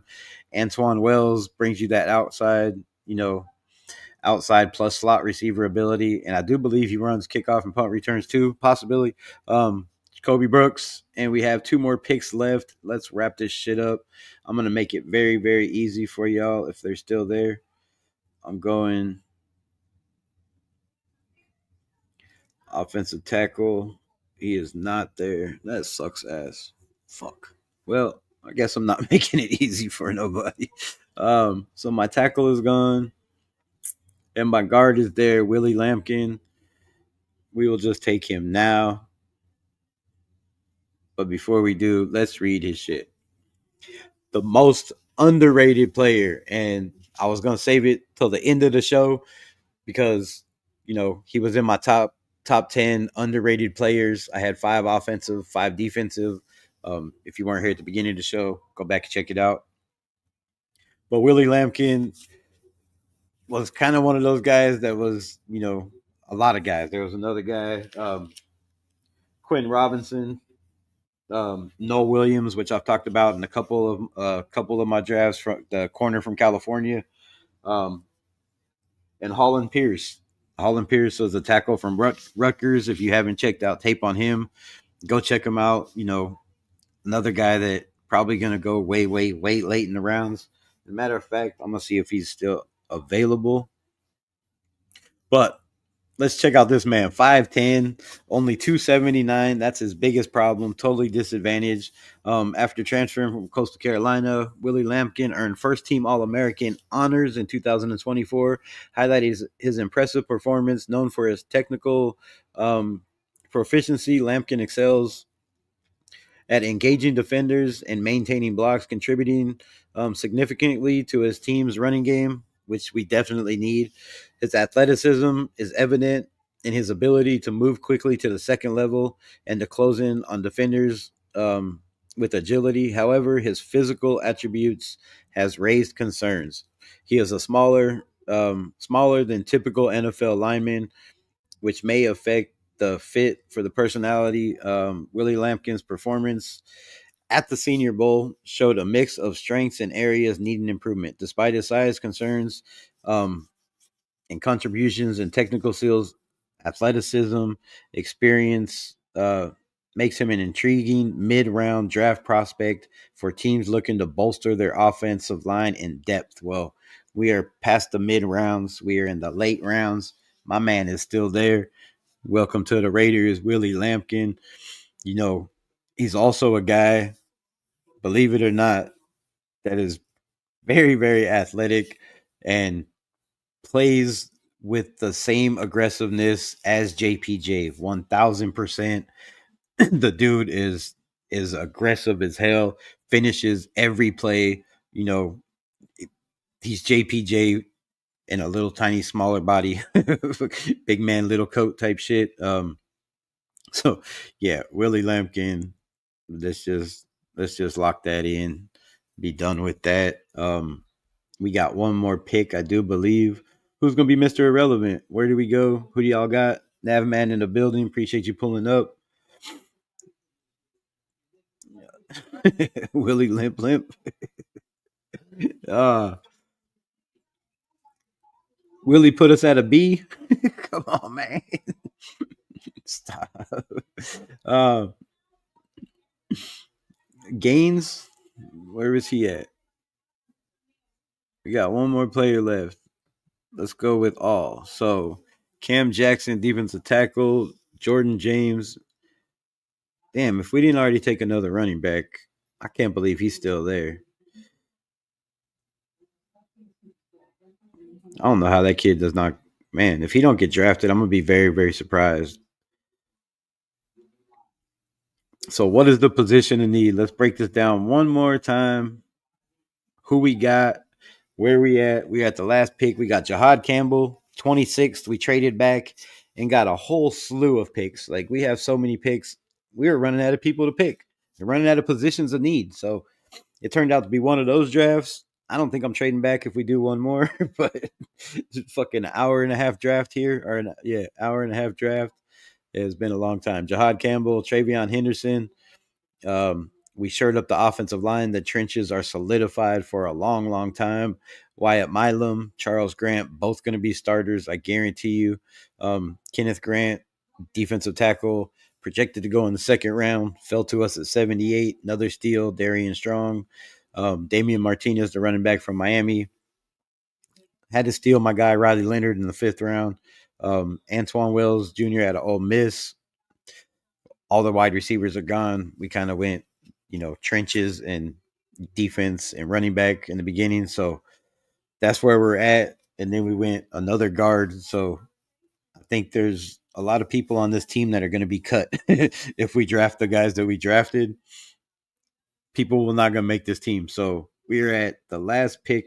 Oh, Dalton Cooper is there, and Dalton Cooper would be my pick. It's up to y'all. But 6'5", 226. Dalton Cooper is a tall and slender offensive tackle at Oklahoma State who provides valuable experience and versatility to the offensive line. Cooper began his collegiate career at Texas State, where he earned all Sun Belt honors. In 2023, he transferred to Oklahoma State, starting 13 of 14 games and receiving honorable mentions, all Big 12 honors. He also played over 3,800 snaps in his career. Fucking absolutely devastating. The 2024 season saw him play in 9 games where he gave up only 6 pressures and 0 sacks. Cooper's consistent performance has positioned him in the mid-round prospect of the NFL draft. With his participation in the East-West Shrine Bowl, further enhancing his ability among NFL scouts. So another mid-round dude, late, and we should have picked him probably earlier, and a lot of teams probably should have picked him. I don't know why he's still on the board. If we did pick him, that's 4 offensive linemen in this draft, but we did have like 15 picks, so I don't know. What y'all think? Let me know. Somebody make a comment. Where you got, who you got, what position, where we going. Kobe Bryant still on the board. The linebacker or the corner, because there's 2 of them, I do believe.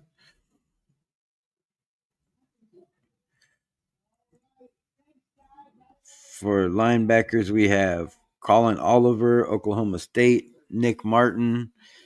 I like Nick Martin, dude. Nick Martin was a pretty solid ass linebacker. Can cover sideline to sideline, can tackle. Carson Brewer. I don't know any of these guys from here on out. I'm not gonna lie. I'd be lying if I told you I did. Corner is Isaac Waxter, Caleb Renshaw. Now Renshaw is a damn good corner. Had a lot of problems, injury problems. Let's pull this up. 5'11", 197. Renshaw has below average ball skills. Okay, we'll just stop right there. With miscellaneous 4 career pass breakups, just 1 career interception. He was a versatile player who can line up in the box safety, outside corner, slot corner, and even some inside. Okay, that's not too bad. Inside linebacker, very good long speed, with the ability to close gaps and cover when beat. That's pretty good. Good hip fluent move transition. He is a physical player who likes getting his nose dirty. Okay, let's just go with that. Let's just take that right there and wrap this shit up. Renshaw, corner, boom. Draft complete. Right? That's our last pick. That's our last pick. Oh, that was a lot of picks, bro. Okay, so here's the board. Jeez Louise. That's a lot of picks. And we got a second and a fourth. That's a lot. Sign me up if anybody needs a GM. Just saying. So if y'all can't see him, I don't know what y'all can see, but you can't see. That looks like shit. So can you see it on full? Fuck. This is bullshit. Can y'all see it like that? Hold on, give me a minute.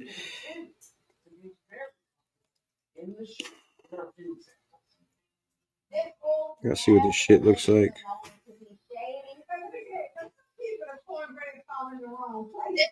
Gotta see what this shit looks like. All right, there, y'all can see it like that. I had to make sure. All right, so Jahdae Campbell, Travion Henderson, starter. Wyatt Milam is. We probably shouldn't have paid the money to Kappa because I don't think he's gonna beat. Kappa's gonna beat out this dude. He's just way too physical, a dominant force on the line. Probably not a second round pick. I hit the wrong button. I was trying to get Jalen Higgins. I'm not gonna lie. This whole draft would have been a little bit different, but it is what it is. Jalen Higgins went to another team. We got Wyatt Milam, but I'm not mad at it at all.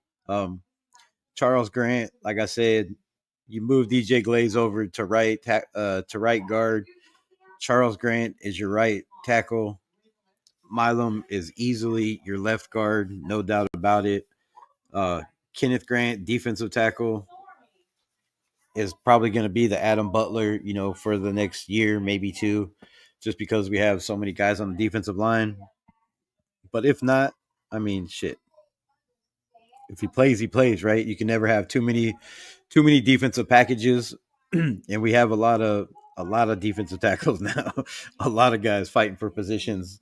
Dorian Strong, I don't know if he starts in his first year, right? He's definitely going to compete.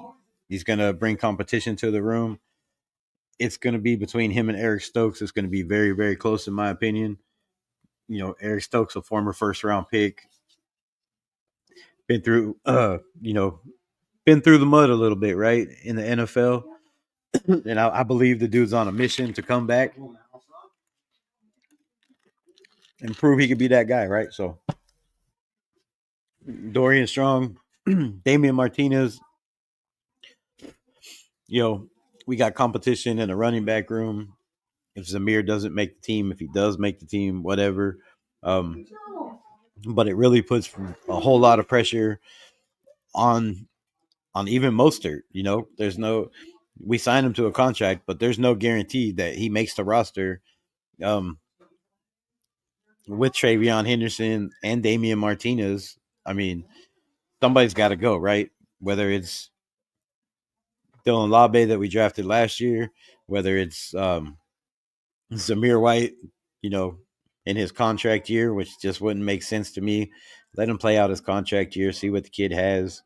Riley Leonard, Antoine Wells, receiver, Lampkin. So I don't know. Grade this draft. You see all the people. I'm done talking. My voice hurts now. So yeah, that's where we at. That's what we do. I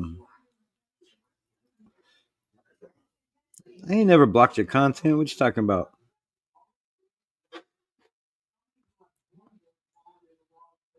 Wait, what the fuck you talking? Hold on. Wait, what? What are you talking about? Let me get the fuck out of here. I need full screen for this shit. Johnny B always in the house. You're gonna block my comments again today? What are you talking about, bro? When did you ever get blocked on my channel? I didn't block shit. Maybe somebody else did. I don't think my mods did. Uh, you had that gay dude protecting the fucking that gay dude protect the rainbow shield in here hating on the real and his Patriot fan friends from Boston pretending to be Raider fans from YouTube. Did you really get blocked? That's fuck, dude. I apologize. 1,000%, bro. 100. Why the fuck did they block you? But that's some bullshit.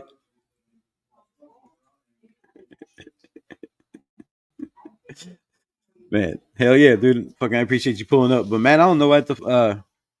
That's some bullshit, bro. I didn't know you got blocked.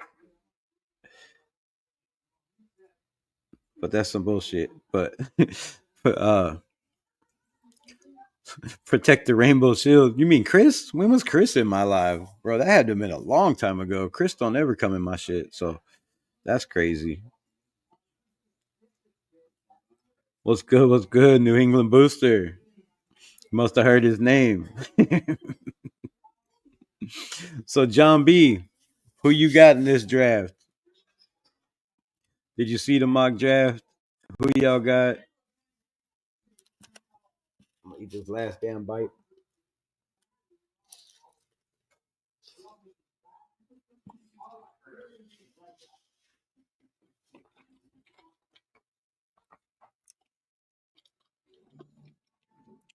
He was in the comments. I must have been high that night. But I appreciate you pulling back up, my brother. Not giving up on the channel. I will put the word out. Do not block my man Johnny B. But yeah, that's wild. Now I'm gonna have to go back to my YouTube studio and look to see how many people have been blocked or if anybody's been blocked, because it should show up on my screen saying so and so was blocked from the chat, but I can only see it if I'm looking at my phone. So, because being in StreamYard, it doesn't show me if anybody subscribes. It doesn't show me if anybody gifts. It doesn't show me shit. So, again, I apologize.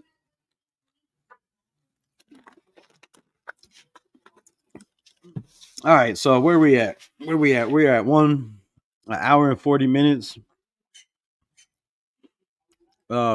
This is our mock.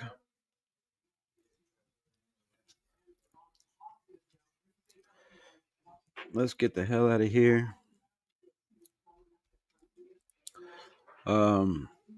Let's do this quick PFF simulator, 3 rounds.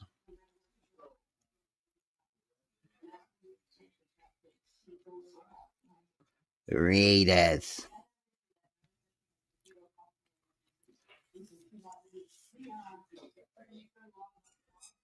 Start draft. Let's do 3 rounds with grades. See what we get graded. Since nobody graded my last one, y'all didn't even put no grades. Come on, man. Damn, this one sucks too because I can't see shit. So we have T Mac, Ashton Genty, Will Campbell, Jahdae, excuse me, which I would take right now at 6. I'm not gonna lie. I've expressed it a million times. I think Pete Carroll would too.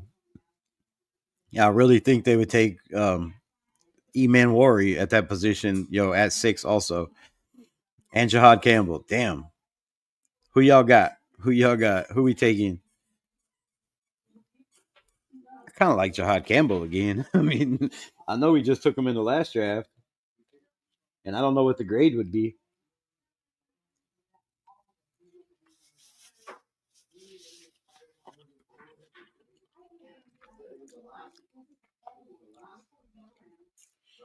How do I see what everybody drafted? So, Cam Ward went number 1. Travis Hunter went number 2. Shador Sanders went 3. Abdul Carter went 4. Mason Graham went 5. Pretty much how everybody projects it to go down. We are on the clock. How do I get back to the picks? Upcoming. So who we got? Who we picking? What are we doing? Probably nobody because I can't go back. No.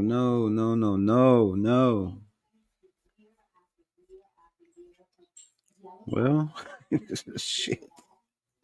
I think we are stuck, B.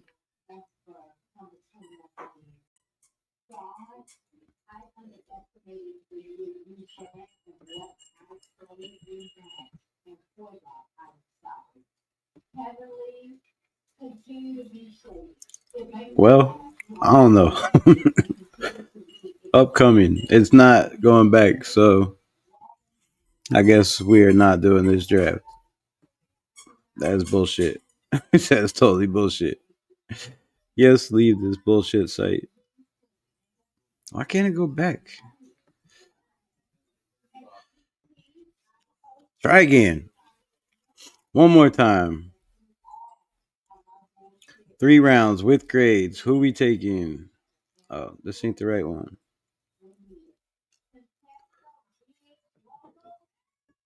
3 rounds fast, enter, start. See if it's any different. Cam Ward. Well, I guess it's not any different. Tedero, Ashton Genty, Jahdae Barron, Malik Starks, Jahad Campbell, Mimbu. Are we building the trenches? Mike Green, Will Johnson, corner. Do we go wide receiver?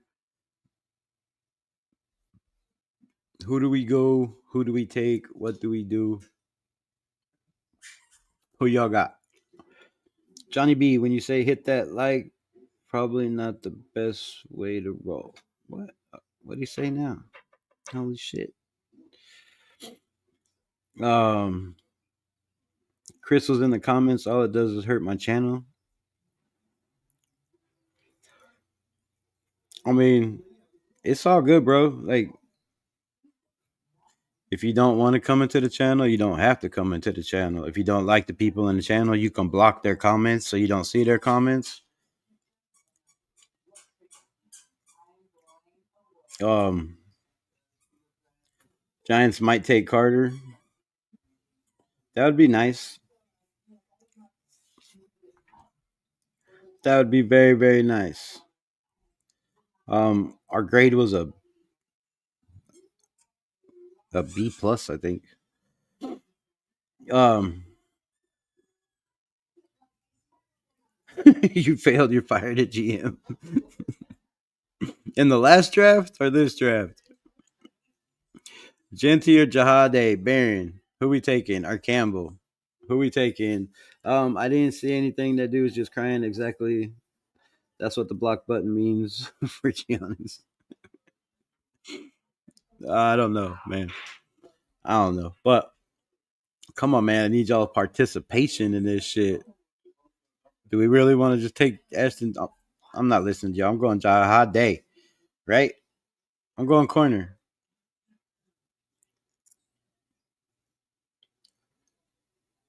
I want to go corner. I want to see what grade they give us.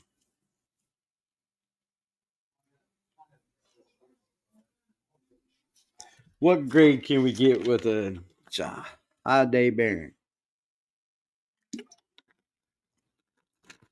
And yes, we passed on Ashton Genty, which is absolutely wild. Second round, we have tight end we don't need. Siobhan Ravel, we just got a corner. Trey Amos, Xavier Watt, Eric E. Manwar. That is probably the top outside X receiver to stretch the field. Jayden Higgins is there.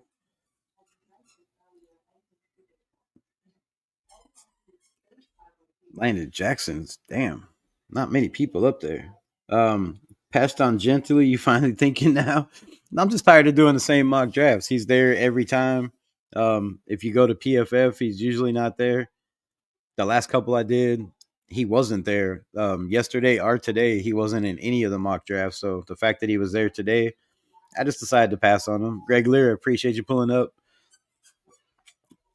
But with Jack Jones getting cut, we need a corner. We need a shutdown corner, and he fills that role. Now we could easily move the DeCamarion Richardson to the slot, and I think our backfield is solidified big time. Oh yeah, I definitely agree. We need to take Genty or trade back, depending on what the trade offers are for Genty. But second round, who we got? I don't know how to use this one, bro. I seriously do not know how to use this. I'm not playing. Let me try this. All right, there we go. It's a little better.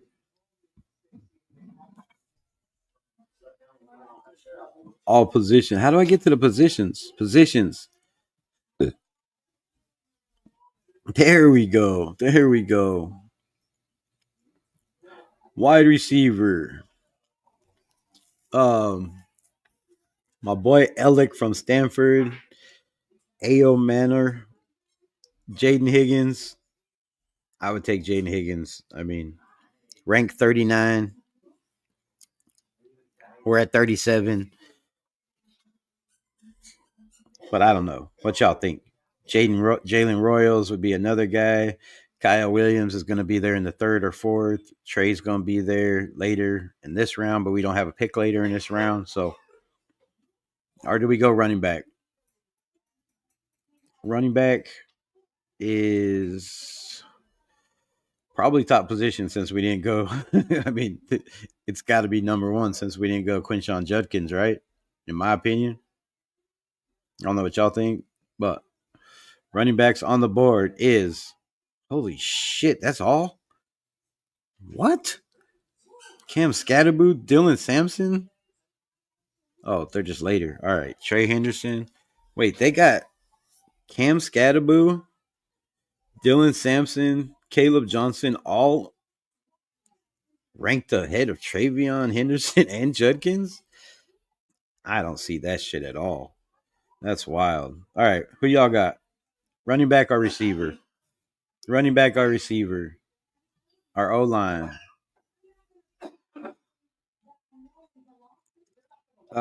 This means we take in cornerback in the first and third. I mean, it has to. It has to. Jones was a liability. Bye bye. Right. Right. Um. How about our nickel?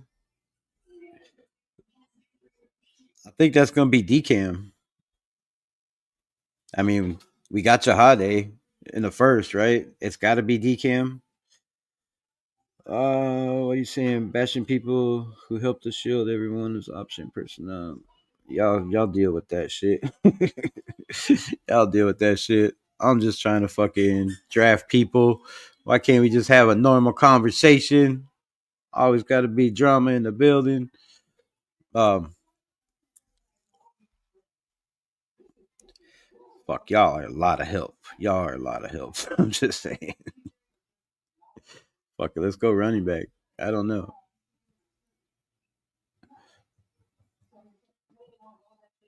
Do we show faith in our running back room?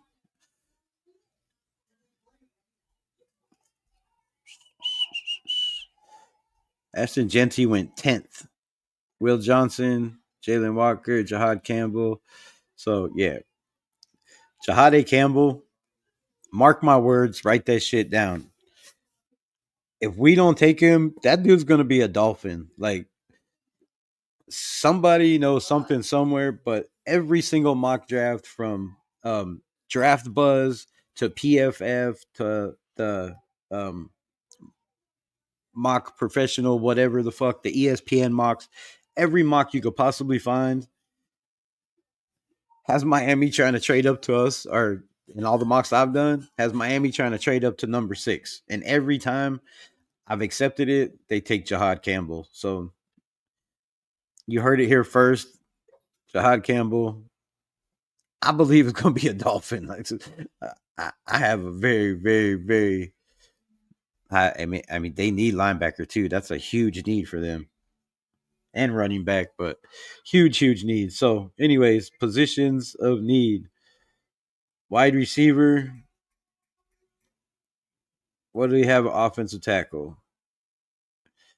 Nope, nope. Ooh, I would take Savania, but damn, we took William last time. Charles Grant last time. Anthony Belton. Nope, nope, nope, nope, nope, nope. Well, fuck. I guess it's running back. Running back it is, and we are taking Quinshon Judkins this time. See what they give us for this.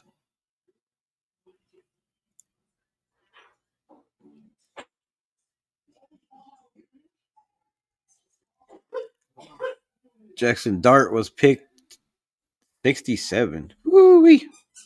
Woo-wee. So we got running back. We need a receiver, right? I think that's our biggest need. Why does it still say we need corner? I drafted a fucking corner. Jalen Royals, Kyle Williams, Trey Harris, Jalen Knoll, Savion Williams.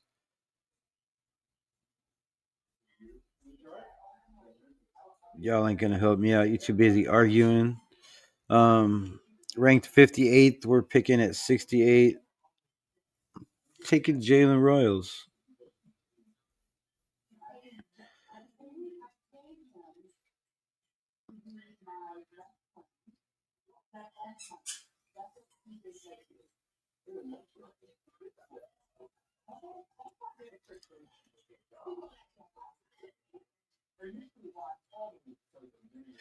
Damn.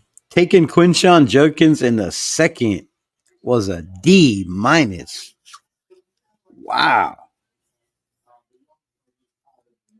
So that tells me Judkins, they believe, is going to be there in the third.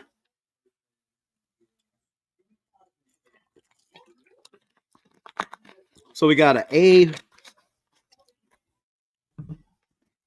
taking Jahdae Barron at 6. For all the people said you don't take a corner or a running back at 6, every time I've done one of these drafts and taken a corner, well, not any corner, but Jahdae or Ashton Genty, it's always been an A, even at 6. So the Quinshawn Judkins, I'm speechless. But Jalen Royals in the third round, A minus, I'll take that all day. So we missed on Judkins. So next time we do not take a running back, I guess, in the second round. Now I'm curious to see what Caleb Johnson would have got us. Yeah, I thought it was just me. Can't see shit. You can't see either. Fuck me, you can't see. Damn it. Tells me that the system sucks. Every system sucks. I don't expect less though. Coming from generation fun, generation victims. What the fuck? What is going on in the chat? Good lord. What's going on over here? Oh, fucking drama. What was that? Hold up.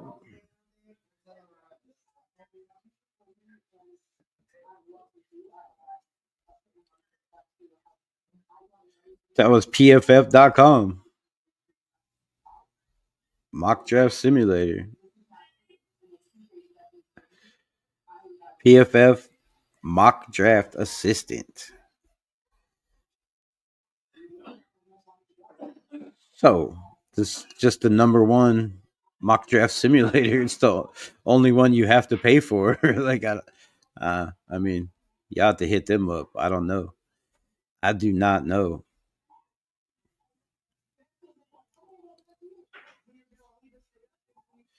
PFF mock draft, NFL.com. What did we use last time? I don't know what the fuck I used the one before that. But that was PFF.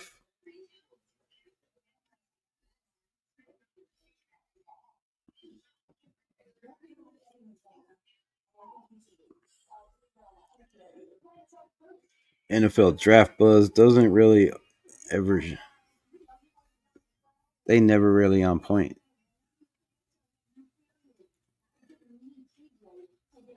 Matter of fact, I'm not doing that one. That shit was so bad earlier. But yeah, so man, there's the shitty mock drafts everybody's complaining about. I don't know. It was PFF grades. We got an A. We got another A.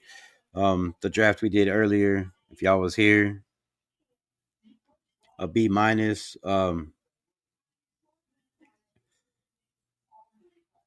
Now y'all playing talking about Chris and his Beavis and Butthead cronies. PFF tripping, right? This shit was tripping.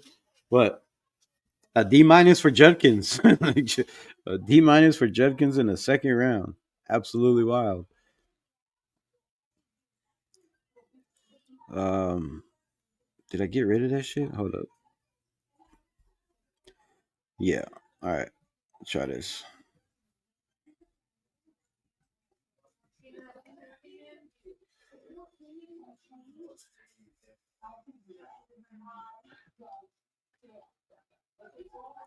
Mock draft database simulator. This one looks like it's ass also.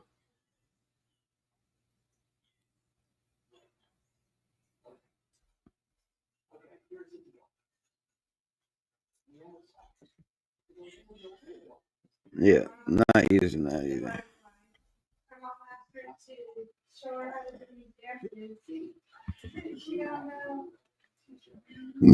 NFL mock draft buzz was absolutely trash when I used it earlier. They had every single player you could possibly think of that was going in the first round available, the second, the third, the fourth. Like, it was absolutely ridiculous, bro. They had Cam Ward still available at 9. It's like fucking. So yeah, that was not fun at all whatsoever. Um, try that one.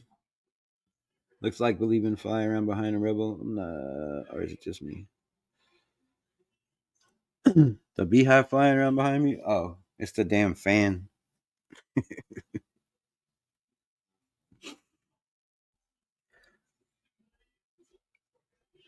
If it is, I hope I don't get bit. Try what one?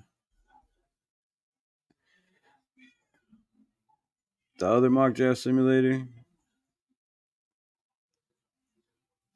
Pro Football Balling Network with trades. All right, let's see what this looks like. I think that's the one we just did.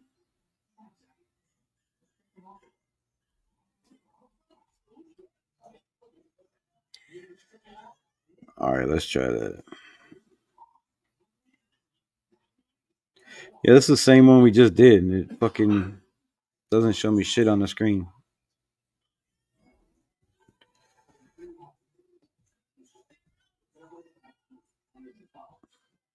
I'm moving shit around.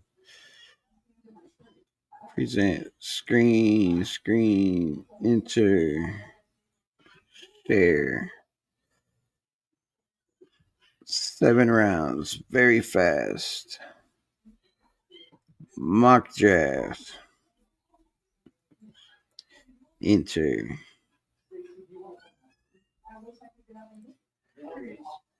All right, so right off the bat again, the Chargers want to give us 22, 55, 86, 158,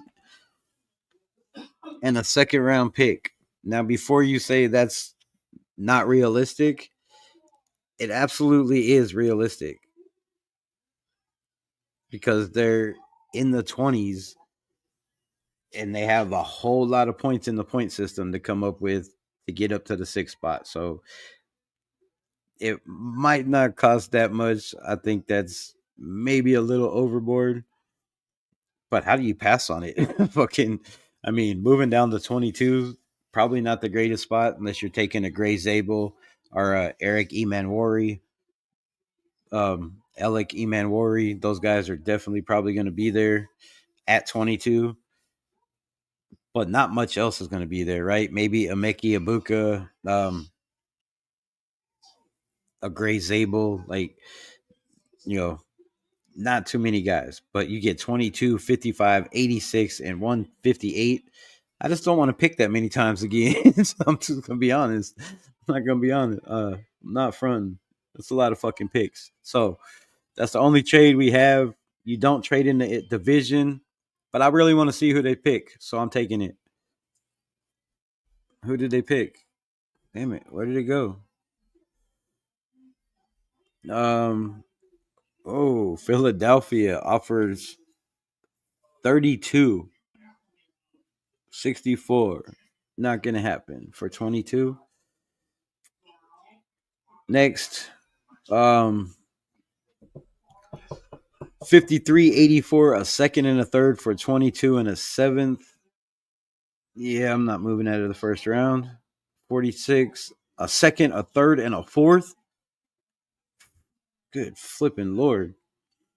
I'm not moving out of the first. Not moving out of the first. Not moving out of the first. All right, so who y'all got? Who we picking? What are we doing? Oh, wait, I wanted to see where.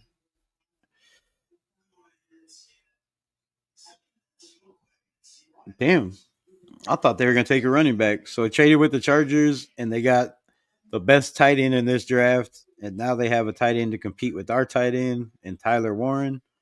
But I'm not mad at that. So I just want to see where Genty went. Again, Genty went to the Bears at 10. Happens every single draft. Nick Emanwari went 17th. Walter Nolan went 19th. And we are on the clock with Jahdae Barron there again.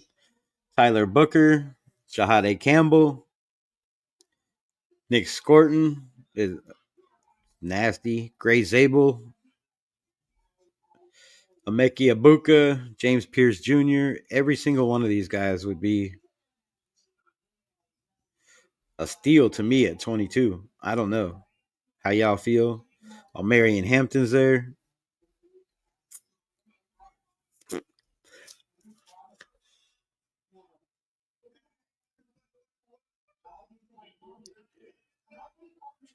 What the hell? The Eagles trade is a good one. Good spot for Jackson Dart. That would be nice. I don't think we need Dart at this point, though. He's sitting for 2 years, in my opinion, is just way too much. Based on the response and the demeanor, now I can see why probably didn't. What? Probably did it. What are you talking about?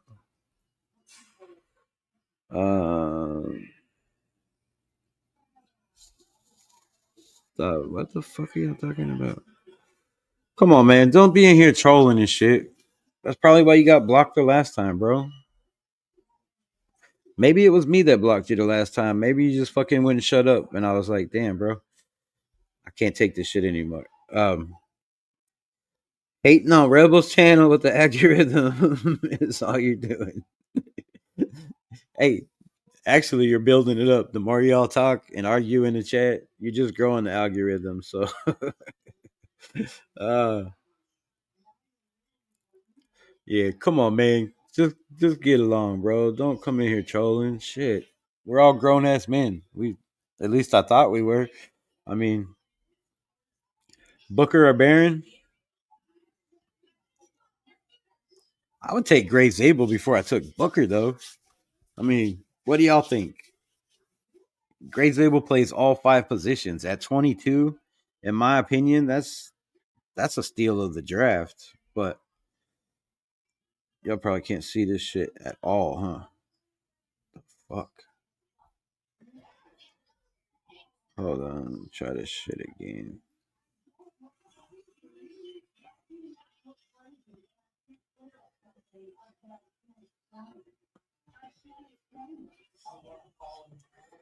Well, this sucks.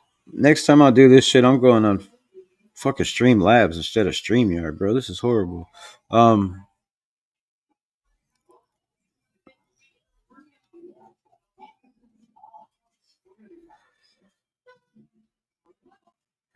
who we taking at 22? Who we taking at 22? Who we taking at 22? Jahdae Barron again?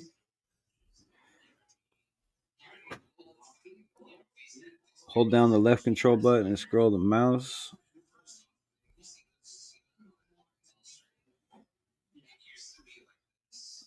Did that shit too.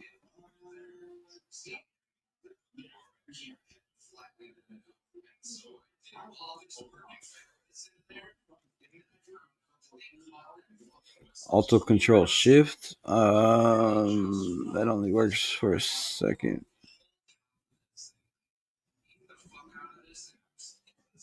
Damn it. It's fucking annoying.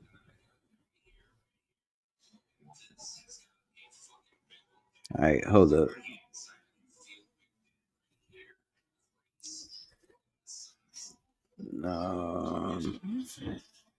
There's got to be a better fucking layout. Give me a second.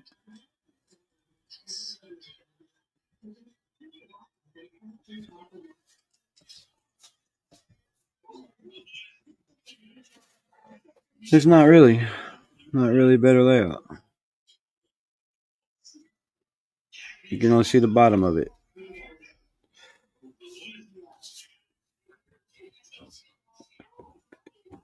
No, actually, I'm on a laptop, which makes it a lot harder. If I had a screen on my monitor where I could share it, blow it up, and shrink it and all that shit, it'd be a lot easier. But it's not letting me on this. Unless I go full screen. What's that look like?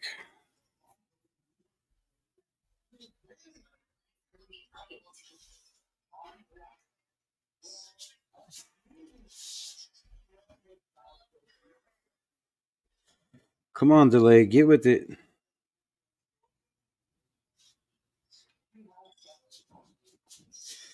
All right. I guess it's better like that. Partially better like that. You can half-ass see it, kinda.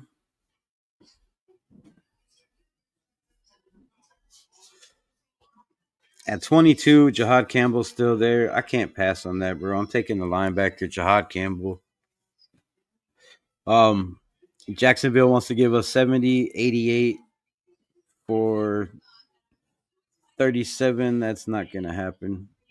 63, 66. KC, I'm not trading in the division. Reject, reject, reject. We have Kenneth Grant.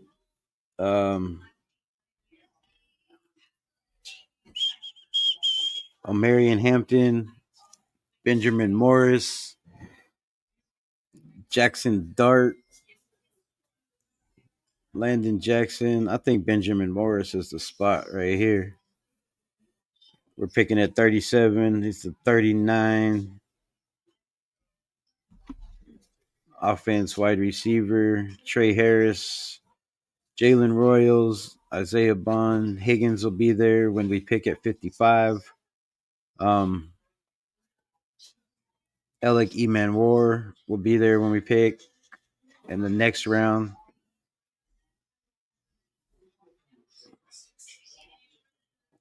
Our biggest need is running back. We took a running back last time. They gave us a shitty grade. Decisions. I'm taking Trey Harris. 6'2", 205. 1,000 yards in 2 seasons. 1,000 yards in each of the last 2 seasons, but he only played in half the games due to injury. That's the only shit that I see is a problem. Jalen Royals, Isaiah Bond, Higgins, Beck.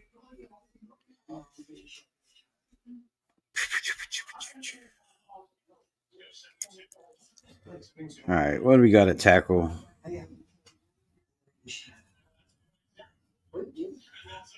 Guard, Millum again. Yeah, none of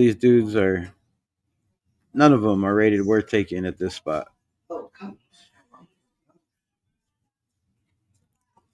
Jackson Dart at 40. Do we take Jackson Dart at 36? I would. But I don't want him to waste his career sitting for 2 years. So I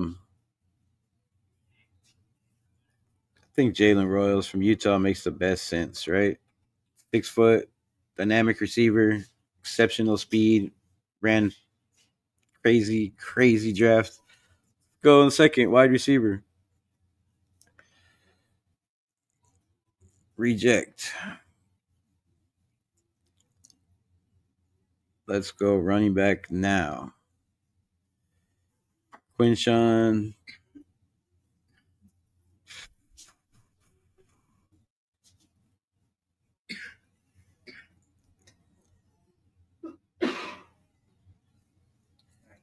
You good?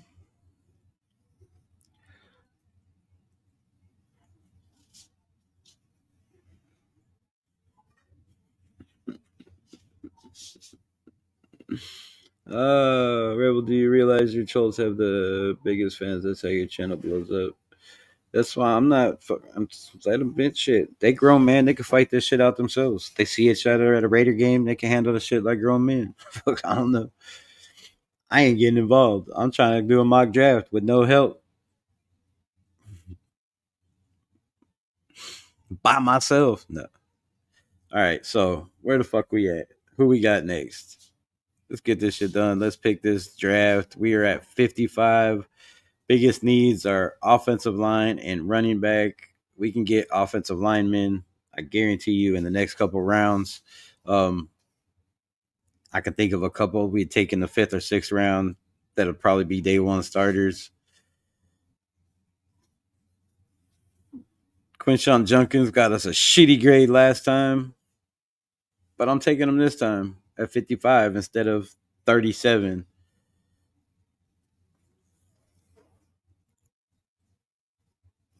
And Buffalo wants to trade. No, I ain't trading. I ain't trading with y'all. And we pick at 68. So far we have Jahad Campbell, linebacker of the future, Jalen Royals, wide receiver to stretch the field, and a running back. All three are first round starters, guaranteed. In my opinion, where do we go? I don't think we need tackle or guard. Maxwell Harrison, Kentucky. I think that's the pick, right? 58th best player, 5'11. Armed with tremendous speed and playmaking ability, Maxwell Harrison is one of the most fun defensive backs to watch in the 2025 draft. His interception numbers speak for themselves, but he is an aggressive playmaker. Underneath in coverage, he thrives in the hook row. Yep, good enough for me. I'm taking Harris at this spot, unless there's somebody bigger. Denarius Alexander, Chris Paul at linebacker. Didn't I pick corner? Yeah. Oh yeah, he's by far the best. By far the best. 86 for no, that's not gonna work. And I don't trade with the division unless it's a fucking necessity. Darian Strong is there again at corner. I kind of just want to go back to back to back and be done with it. Um, where are we picking? 86. 86. What we got at safety? Billy Bowman still there. Jalen Reed would be nice for Penn State. He'll be there later. We got a linebacker. Demetrius Knight would be nasty. That'd be all done. Best available is Alfred Collins again. Norman Lott. Shamir Turner. Kaya Williams. Damn, I like that pick. I'm going defensive tackle. Mr. Lott. Norman Lott is an explosive, versatile defensive tackle who's known for his quick first step, which we need very, very bad. His disruptive presence, along with the interior line, after transferring from Arizona State to Tennessee with a record of 26 tackles, including 6 for a loss, 5.5 sacks. Norman Lott excels in penetration gaps, pause if necessary, utilizing his agility and active hands and challenging offensive linemen. However, he is relatively light frame and can make him susceptible to being overpowered in run defense. Well, son of a bitch. Particularly against double teams. He won't have to worry about that on our offensive line. On our defensive line, he gonna be the last person getting double teamed. We need a defensive tackle. Fuck, I don't know. I don't know if I take him here. Yeah, 86, 81, drafting no more lot. Drafting no more lot. Reject. Next trade. Next pick, 108. don't know where we go here. We got linebacker, receiver. I think all our needs are filled. It's just luxury picks from here on out. Who y'all got? Really don't know because I can't see. Holland Pierce out of Rutgers. They're at 109. That kid is a dog. If y'all don't know, go check him out. 6'8", 341 pounds. Holland Pierce is a massive and powerful offensive lineman with the ability to dominate in the trenches. His size and strength make him a force in the run game, where he generates consistent pressure, effectively clears lanes for ball carriers. Pierce's length and strong hands allow him to control defenders and maintain leverage and pass protection. Fucking lost my spot. While his awareness and footwork help him handle stunts and blitzes, while he can move laterally, he can be exposed at times with quick trenches defenders. There are some trenches concerns where he needs to be refined to the next level, but the potential offers will mean who should be potentially suitors, whatever the fuck that means. But at 6'8", bro, 6'8", 6'8", 6'8". I'm done. It's sold. I mean, come on. Who else is there? Who else is at tackle? Charles Grant is golly. I don't know how Charles Grant keeps falling so far. But 6'8", bro. I'm taking Holland Pierce. I'm taking him. I'm not looking back. Done with that. I think our offensive line is so the hell up, bro. Like wide receiver, running back, defensive tackle, offensive tackle. We need a guard. Actually, I think we just got a guard that moves DJ Glaze to guard very easily. Luke Kinger out of Cincinnati played next to Will Putnam that I keep talking about constantly.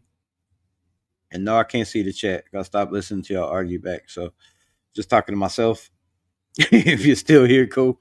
If not, so be it. What we got on special teams? Our kicker is starting to get a little questionable lately. It's a little questionable. We got edge. We got defensive tackle. Who's on edge? Quinn Robinson, bro. That's a scary good guy right there. At 152, we're at 143. Wouldn't be a bad pickup. 6'4", 243 is an athletic and versatile edge defender known for his quick get off and ability to disrupt the backfield. He inhabits good height and length, allowing him to efficiently engage offensive linemen and utilize one-arm stab moves to convert speed and power. Flexible agility, reliable in his bend, around average, blah, blah, blah, blah, blah. However, he has limited playing experience and learned frame right. That shit, that doesn't confront me. Let's just take this edge right here.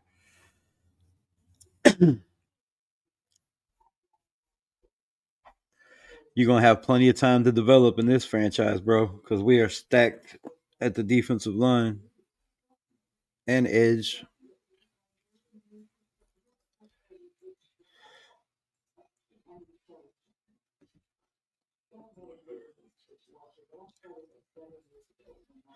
All right. Now I know why I booted him before. So you're the one that gave him the boot. That's why he came in all fired up and mad. I was wondering. um, the fuck? Talk to your grandma, homie, your kids once there's block button, so you don't have to see my comments.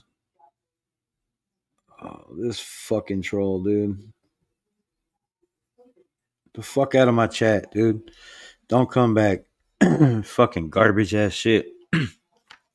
If you have to be a little bitch in my chat, bro, fucking don't come in here. Like, you're not welcome. Nobody needs the fucking trolls and the drama.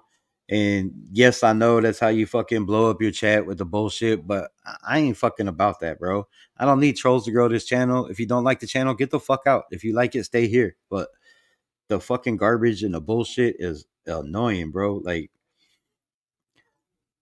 you can hit me up in my fucking DMs if you don't like it, if you can still see the channel.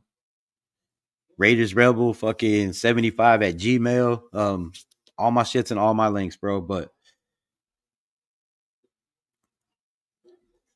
fucking tired of the drama and shit every fucking night. So who we got next?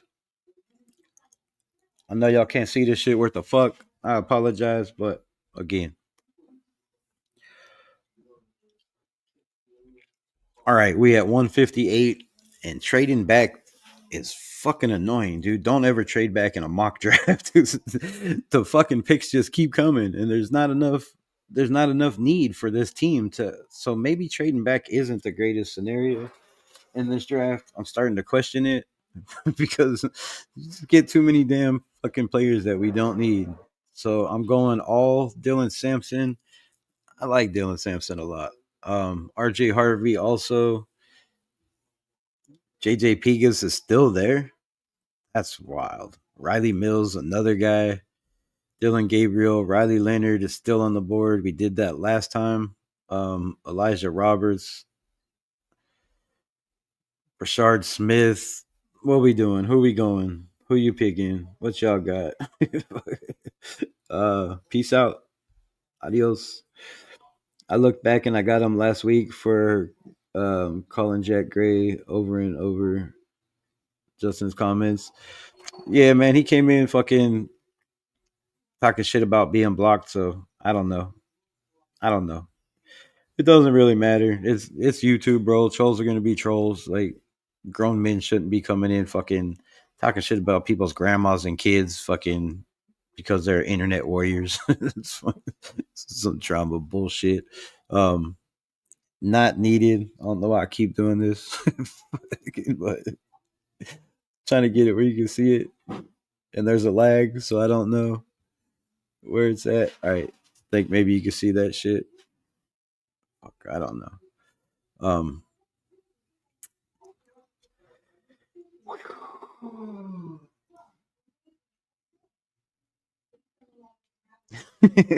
What? I guess somebody wanted to smoke. Just in here talking craziness, bro. Talking craziness. Trying to fight with everybody in the chat. And I don't even remember Chris being in the chat what he was talking about last time. The pick for Geno Smith era. Yeah, we're picking for Geno. Trying to get him some weapons. And so far we have, what do we have? Oh, no, pull this shit up. This lag is ridiculous. I don't know what we have. My picks. There we go. So far we got Jahad Campbell. We got Jalen Royals out of Utah, our ex receiver. We got Judkins, our running back. We got Maxwell Harrison, who's definitely going to compete for probably that slot job, maybe the outside, but I think Eric Stokes has something to say about that. Nomar Norman Lott. We have our guy to plug up the run and actually stop these guys from getting 15 yards every time they touch the ball. Holland Pierce is 6'8", 347-pound offensive tackle with a little bit of agility and speed. Q Robinson, an edge from Alabama. We still have 158, 180, 213. Okay, that's not bad. We got 5 more picks. We can do this. We are at 158. These are the best available. Dylan Sampson, Jamar Caldwell out of Oregon. That would be nice. But we have defensive tackle. I really don't know what needs are, guys. Like I have no idea. I think we pretty much got everything, and we got a bunch of picks to go. Defensive wise, let's just build up this corner room. Zach Frazier is crazy. Jabbar Muhammad at Oregon. What's he look like? 5'9", versatile, complete cornerback, mobility and route recognition. Having played at Oklahoma State, Washington, now at Oregon, has shown to excel in schemes. 5'10", 100 pounds, quick ball tracking skills. Not bad. Not bad. Yeah, not at 193. Linebacker, nobody 158. Edge, defensive tackle, Jameer Campbell out of Oregon. What do we got? Here's an eye-catching first step with beautiful natural leverage and a knack for dispensing from blocks. Nice. Maintaining plays on runs. Plays almost twice. Effort. I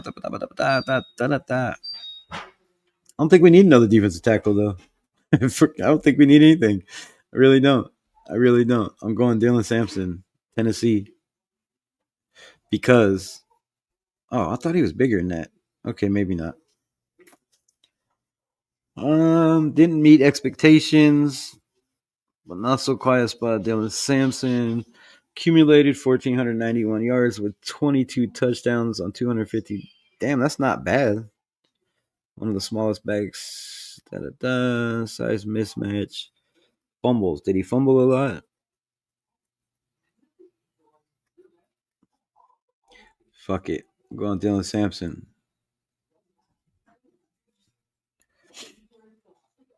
Just in case Quinshawn ain't that dude, and we have to get rid of all the running backs that we have in the running back room that we've drafted and accumulated over the years.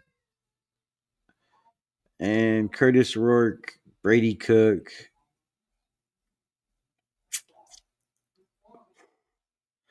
Yeah, not much to pick at quarterback.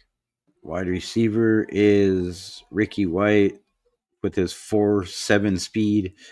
Antoine Wells again. Jim, it's the same guys, bro. Same guys at the last 3 drafts. Andrew Armstrong. I really want to take him, but 1,400 or 1,100 yards, 18 out of 29 contested catch. We're looking for playmakers. What's Jalen Lynn got? 5'9", bro. Okay, so we are out of picks. I'm going. Not you. I'm going tackle. I'm taking Dalton Cooper this time since we didn't take him last time. He can play guard. We'll fill that hole for us. I'm taking Curtis Rourke because he's a pocket passer. He can learn a lot from Geno. And then I'm taking. Oh fuck! I could have took Brady quick, but oh well, whatever.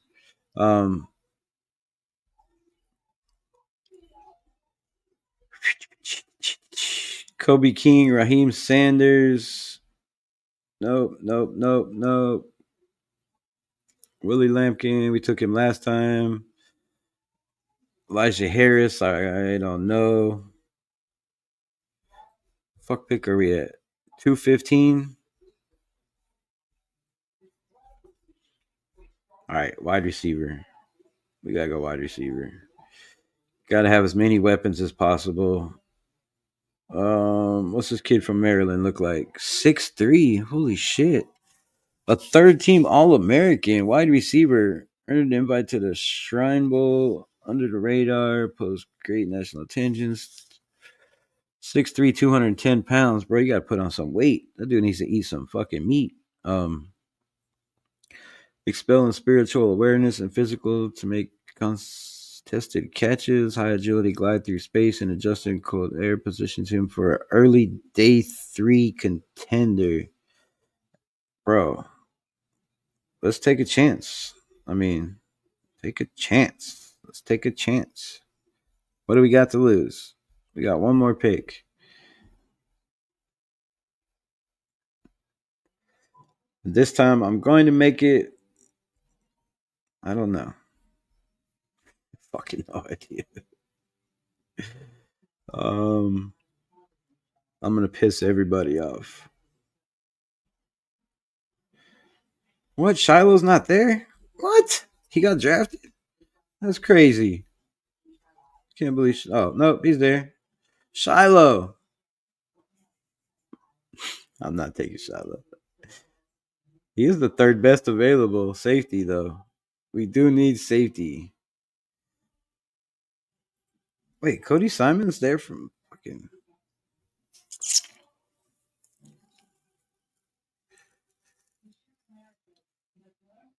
Okay, so Cody Simon's final season with 112 tackles and 7 sacks as a linebacker, and he's there in the 7th round. What's the problem? He's a player who can read and react quickly to around the line of scrimmage, plays well, showing ability to get downhill, um, can stop the run. Simmons is not a violent downhill defender, but is savvy and can maneuver his way through traffic. Makes plays being consistent tackler. I mean, dude, what else do you why is he in the 7th round? Under control finishes. Um he also is an elite blitzer who shows the ability to impact pocket consistently. All right, I don't need to know no more, bro. Why the fuck are you in the 7th round? Let's draft Mr. Irrelevant and we are done. Thank y'all for showing up.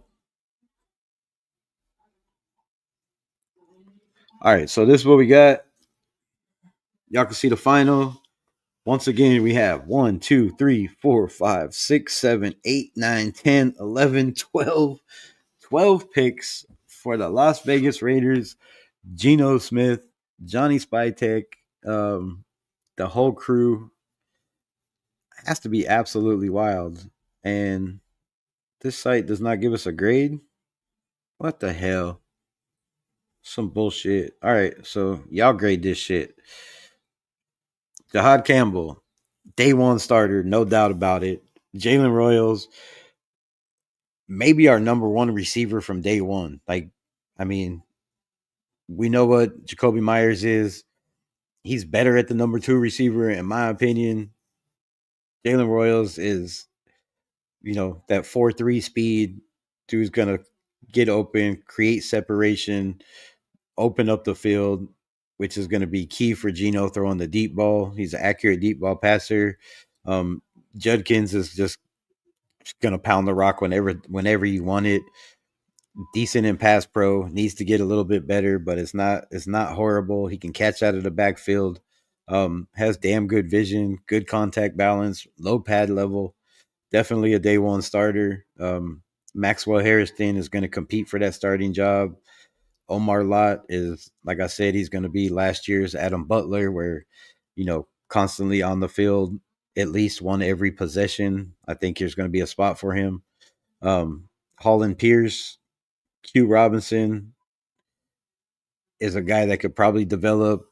He doesn't have the speed or the quickness that Malcolm Kuntz has, or the technical, techniques, but Malcolm didn't really when he came out, right? It took him 3 years to develop all that shit. So Q Robinson out of Alabama, a damn good school that, produced good tackles and defensive linemen. Dylan Sampson out of Tennessee is a beast with the ball in his hands. Dalton Cooper is another guy that can play all over the line. So 3 linemen that can play pretty much everywhere. Curtis Rourke, not bad. Kadane Prather. I'm gonna write that name down as we speak because from what they just said, that kid, I don't know why he went so far. And Cody Simon also, I'm gonna watch tape on that shit. And that's what I will do falling to sleep. Just checking on my boy Kadin because I never even heard of the kid. I didn't see him in the combine. Um, I don't know if any of y'all did. I don't know why I'm still talking with the screen up. Fucking give me a minute. Apologize, but yeah. Fuck. Go back. Go back. Go back. There we go. I don't know if any of y'all know who that kid is, but the dude is definitely sounds good as hell, right? Should have taken Shiloh at 6. Nah, bro. Nah, not. He's not a sure tackler. The speed is okay. Could have been a little better though, in my opinion. Engaging people, just not cry about something. He said hit the mute button. Them like typical faggots, like the New England boosters. Damn, you in here talking shit too? What is it? Just fucking troll night? What is going on?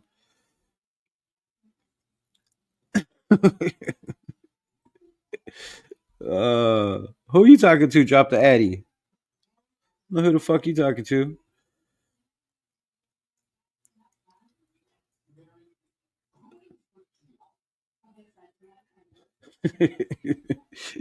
You don't want me to drop the fucking addy, bro. You ain't making it nowhere on the fucking property. Your car will be in pieces before you get anywhere close to that motherfucker. I guarantee. But so, yeah, you can talk that shit, but you talking about coming to somebody's house and property? We don't fight.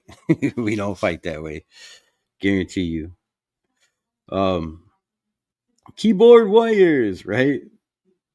I don't know why I got so many trolls tonight. Usually I don't have so many. That's wild. Well, thanks for engaging. Appreciate y'all pulling up. If anyone makes it, it's the past beginning in my driveway, right? That's what I'm saying. Yeah, you ain't not a chance. Not a chance. Not a chance. Let's see how much man you are. All I see is keyboard warriors, mods with imitating what wrenches, running lips. Yeah, nice, nice. Troll day. Damn, what's today? Tuesday? Why is there so many trolls out? Shit. But like and subscribe, follow.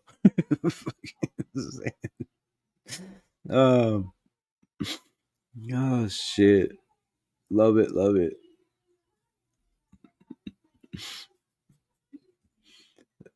Uh, right, hella picks, bro, hella picks. That's what trading back in the first round gets you when you have a team trying to come from the 20s that have to give up, you know, just a shit ton of picks. Um, I think we only traded back once, right? Or did we trade back twice in that draft? I think just once. But the first time was enough, bro. We got like four other draft rounds, four other draft picks. So yeah, I was damn good with that. Great draft, A+. Appreciate it. So damn, 2 hours and 42 minutes. Fuck. Uh 32 Donovan, Greg Lear, Ohio, Amari in Hampton, Trey Amos, Kenneth Grant, Jalen Higgins out of Iowa. Um,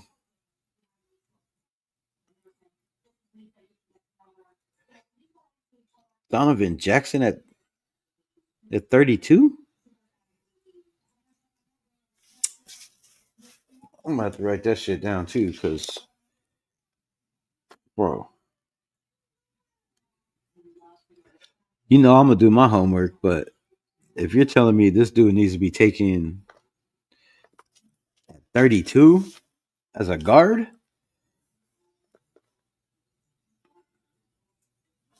I thought I knew all the best guards in this draft. But shit, I'm gonna go check it out for sure.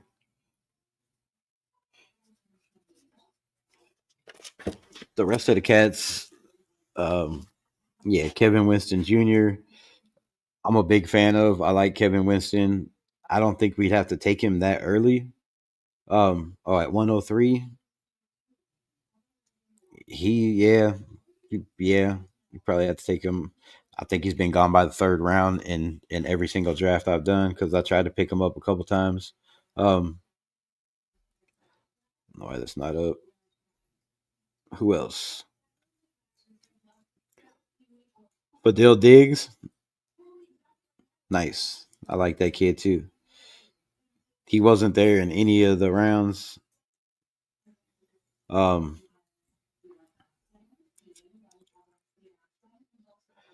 Jonah Nihim, what the hell?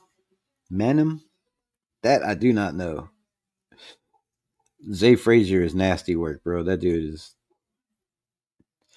Um, I like Joey Bassa, bro. Another good linebacker. Transferred to Oregon. I think he was Arkansas. I think he was an Arkansas Razorback linebacker. I do believe for like 2 years before he transferred out. Really hurt our defense. Um, Taja Brooks has those fumbling problems. I'm not good with Curtis Rourke, Indiana. I really like Curtis Rourke. I like where we picked him. I think, you know, at 213, that's an absolute steal for that dude. Has all the potential in the world to compete. Um, Last pick quarterback is Brock Purdy type of pick. Oh yeah, definitely. Like if you get him that late, I mean, what I took Curtis Rourke at 213 only because I slipped up in the other two drafts. I took a quarterback early in the fifth round.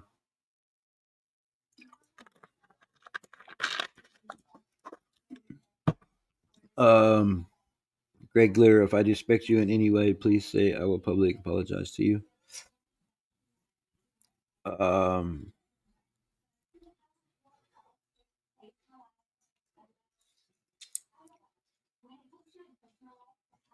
I don't think Greg has a problem with you. I don't see him saying shit.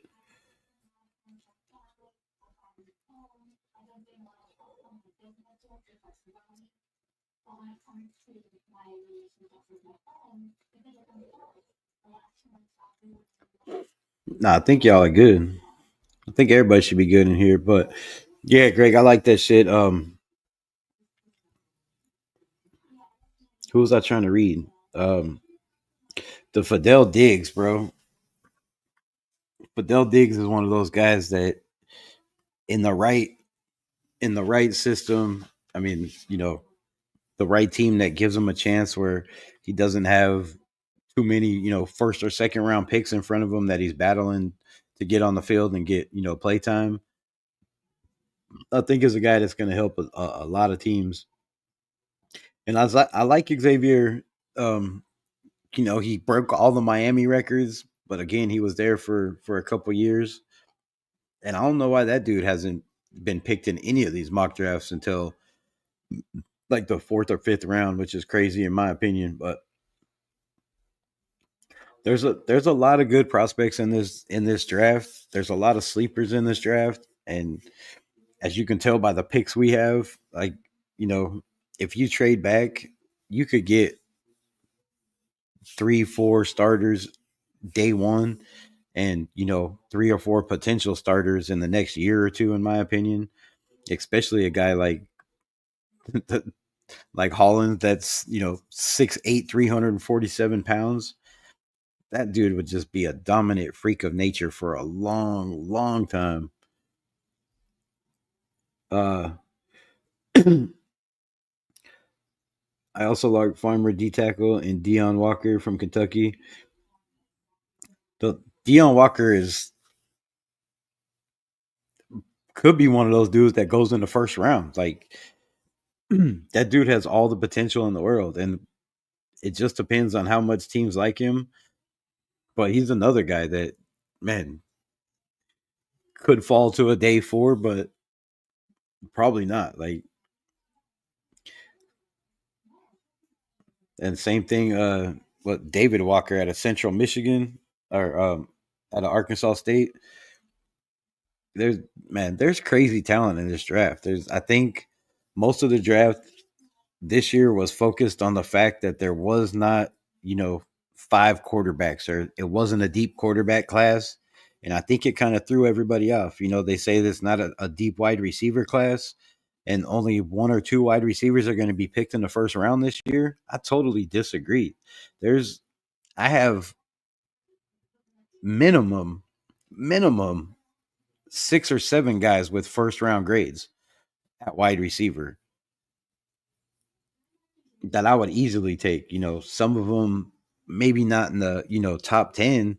There's not a lot of guys that those Malik Neighbors or Brian Thomas Juniors, which it was crazy that dude fell to where he fell, 17 or whatever they picked him at Jacksonville last year. Absolute steal. Like Brian Thomas Jr. was by far, in my opinion, right there with Malik Neighbors. They were the two best receivers in the draft without a shadow of a doubt. And those dudes are going to be stars for a long, long time. But there's a couple of guys like that in this draft that people are sleeping on. They're not those high profile.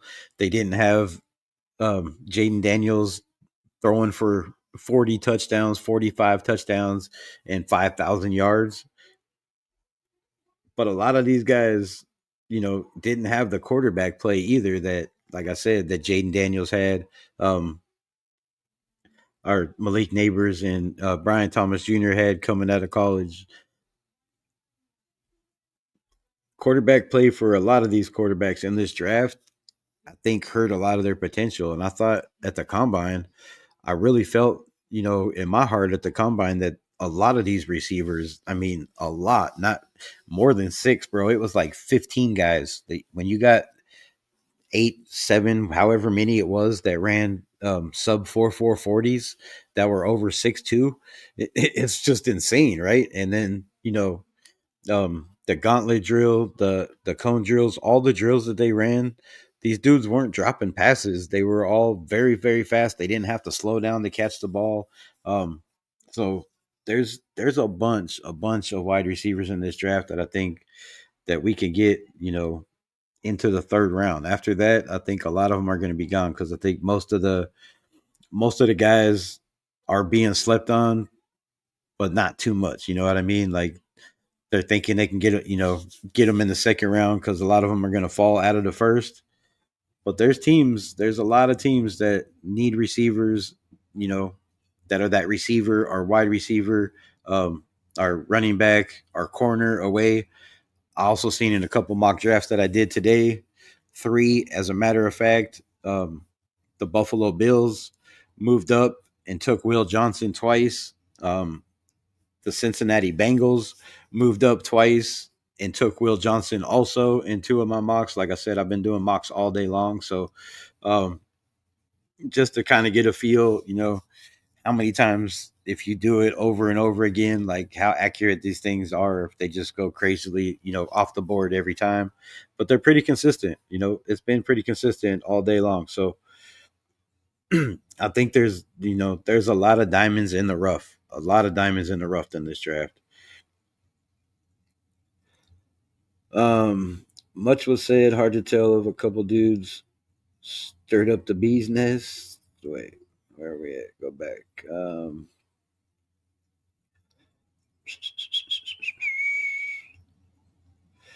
I'm just saying it's annoying to hear men arguing about um, who's out there are picks. Is that what y'all were arguing about? Picks? Is that how all this shit started? Really? Um, that's crazy as fuck. Trust me, I was trying not to argue at all, but when folks get disrespectful and others torches my ass, opinions are all welcome, but personal BS. Yeah, yeah, like you shouldn't be attacking nobody for their beliefs or what they feel or who they want to pick or like, come on, bro. There's no place for that shit. Texans can be another wide receiver target team. Yeah, they could possibly. I mean, CJ Stroud could use all the help possible. So, I talked about it at the beginning of the show, where, um, one of the I don't even know what the fuck I was trying to who I'll say, but one of the so-called big name reporters, right, said the Philadelphia Eagles, he's pretty much guaranteed make 2 crazy wild trades in this draft. So one of them we said was our 37th pick and our 4th round pick to move up back into the first round to 32nd. And then they took Emeki Abuka, which if I'm going to move back into the first round, you would think you'd probably go with a higher player than that. And there's a big, huge problem that he might not be there. So that's another thing. Like it'd be crazy. I mean, obviously you're gonna know if he's there or not, right? Because you don't pick until 37. So shit. If he's there at 32, then obviously you call and you make the pick or make the trade. But if we're gonna do that and move back up to the first, move back up, I'd be willing to give up more capital or trade a player, throw a player in there, and try to move back up into the 20s. If you can move back into the 20s and get a Gray Zabel or a Booker at guard or one of these offensive linemen and still get your wide receiver or corner or linebacker or running back at 6. I mean, it turns this team around, in my opinion, really, really quick. Um, I was what? I was retained as you ever seen on that, right? I tried when the twin shows up. I was laughing my ass off a while ago. Now at that. Did Raiders cut Jack Jones? Possibility of Travis Hunter might fall to us at 6. Yes, the Raiders cut Jack Jones. They released him yesterday. And there's a very big possibility that Travis Hunter falls to us at 6. I've seen a million mock drafts and I've done a couple, like I said, probably 6 or 7 today before this live. They went a lot smoother than the ones on the live did. I'm just saying. But yeah, I did, 6 or 7. And I think 3 or 4 of them had Travis Hunter falling to 6. They had Shador and Travis there at 6 a couple times. Will Campbell, Travis, Shador at 6. Like there's been a lot of crazy mock drafts. So none where Abdul Carter has fell that far, but a couple where Ashton Genty was gone. Um, at 2 to Cleveland. Ashton Genty also went off the board in the draft I did today to the New England Patriots, which I mean that definitely makes some kind of sense too, right? You have a second year quarterback that can sling the rock like no others, accurate as fuck, can run the ball, make plays with his legs. You give him a guy like Ashton Genty to take most of the pressure off his shoulders, and New England is right back in the hunt. So, you know, this draft is going to be wild, bro, in my opinion. Absolutely wild. Yeah, Nav, you handled it well, bro. You were cool.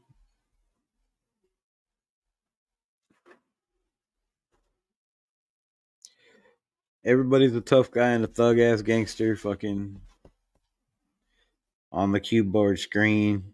I'm trying to go back through this and read the chats because I missed all the fun.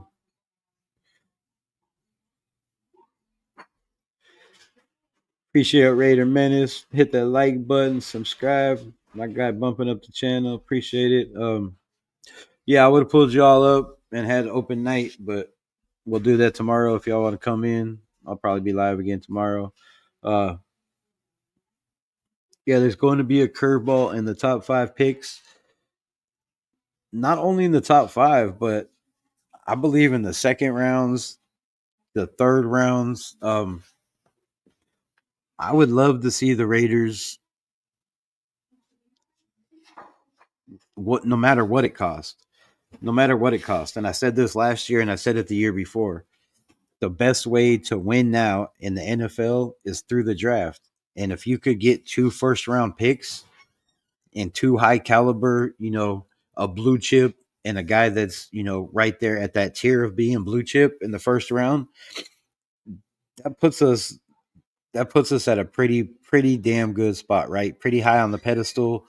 Um in my opinion. Now, what it's going to cost to move up and get those, who knows? But you could trade that 6th round pick like we did tonight and get a second, a third, a fourth, a fifth, and a seventh, or whatever they gave us was absolutely crazy. But that's what it took for them to move up and get their guy. Now they moved up, they got their tight end, they were happy with it, right? They got a top 10 fucking tight end when they were going to be picking in the 20s. They got their guy. So teams are going to be willing to do shit like that, especially like I said, if you're just one player away or you feel like you've made the playoffs the last couple years and you just need one guy or two guys to get over the hump. There's teams that are going to take those chances, 1,000%. And I hope, I hope those teams that are willing to take those chances are on the phone with us at 6. If their guy is there, if Ashton Genty's not there, or even if he is there, even if Ashton Genty is there, if somebody offers the right amount of picks, like today, a second, a third, a fourth. I mean, come on, 4 picks, 5 picks, whatever we got, um, is absolutely insane. Actually, I can look right now. 4 picks. So we got 4 picks. Oh, we got 6 picks. We got 4 picks and a 2006 second and a 2006 fourth. So 6 picks trading back is absolutely crazy. Um, but it makes sense. All the sense in the world. Look how fast uh, the Washington Commanders jumped up. Look how fast the Houston Texans, jumped up when they picked at 2 and 4 or whatever they picked at. Um, it could be done. It could definitely be done, especially when you have 9 picks like us. And let's not also forget, we have to throw in the fact that in this draft, or in the draft next year, compensation picks, right? We lost 4 starters. We lost Trayvon Morig. That's going to be at least minimum, in my opinion, a third, or I think what's the lowest they can go? Fourth round, third round. I think third round is the lowest. Um, and he has the potential, if he plays like he played for us, to get us that third or fourth round compensation pick. Robert Spillane also has the potential, if he played like he did for us, to get us a fourth round pick. Nate Hobbs, um, Divine Diablo, all the guys we lost in free agency have a chance to get us high compensation picks. Now we can only get so many compensation picks, so I don't know how that works. I think it's 4, and we have 4 players potentially that are going to be up there and bring us a lot of picks. So knowing we have that next year, you can use that as trade potential, right? You could say, because we do have a second, a third, and a fourth next year, and you can just say, like, I'll throw in a second or a third and a fourth, knowing that we're probably going to have maybe 3 thirds next year. There's a very high possibility we could have 3 third round picks or fourth round picks because of the guys that we lost. So that's going to help us trying to get back into the first round big time if that's the route we want to go. Now, could you imagine the Raiders trading the 6th pick, trading back to just say 9 or 10 or 12, and then picking at 12 and then trading back up into somewhere like 15? I mean, you could easily, get Jahdae Barron and Jahad Campbell in the first round. Our defense is stacked for many years to come, right? That changes everything for a long time. That changes the draft next year. That changes free agency next year. I mean, a lot of our guys, it won't be like next year, right? We're not going to have 27 free agents this year.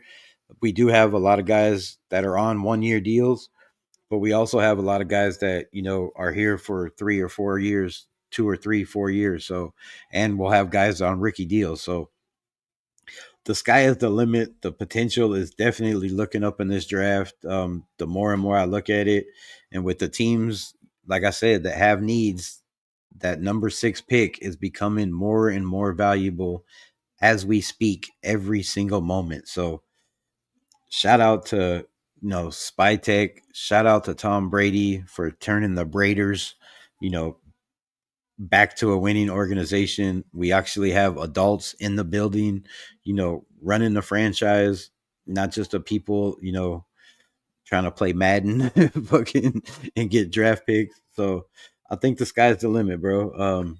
I will sleep like a baby, bro, knowing these motherfuckers got nothing. So, Nav man in the building. Yeah, it was a haul, something like that, leaving the draft with all those picks, right? Dude, we could stock up like that. We in business. Um, I got a couple of mods in here. I got no worries, right? Uh, we're headed in the right direction, and the new regime. We got hope, right? Lots of hope,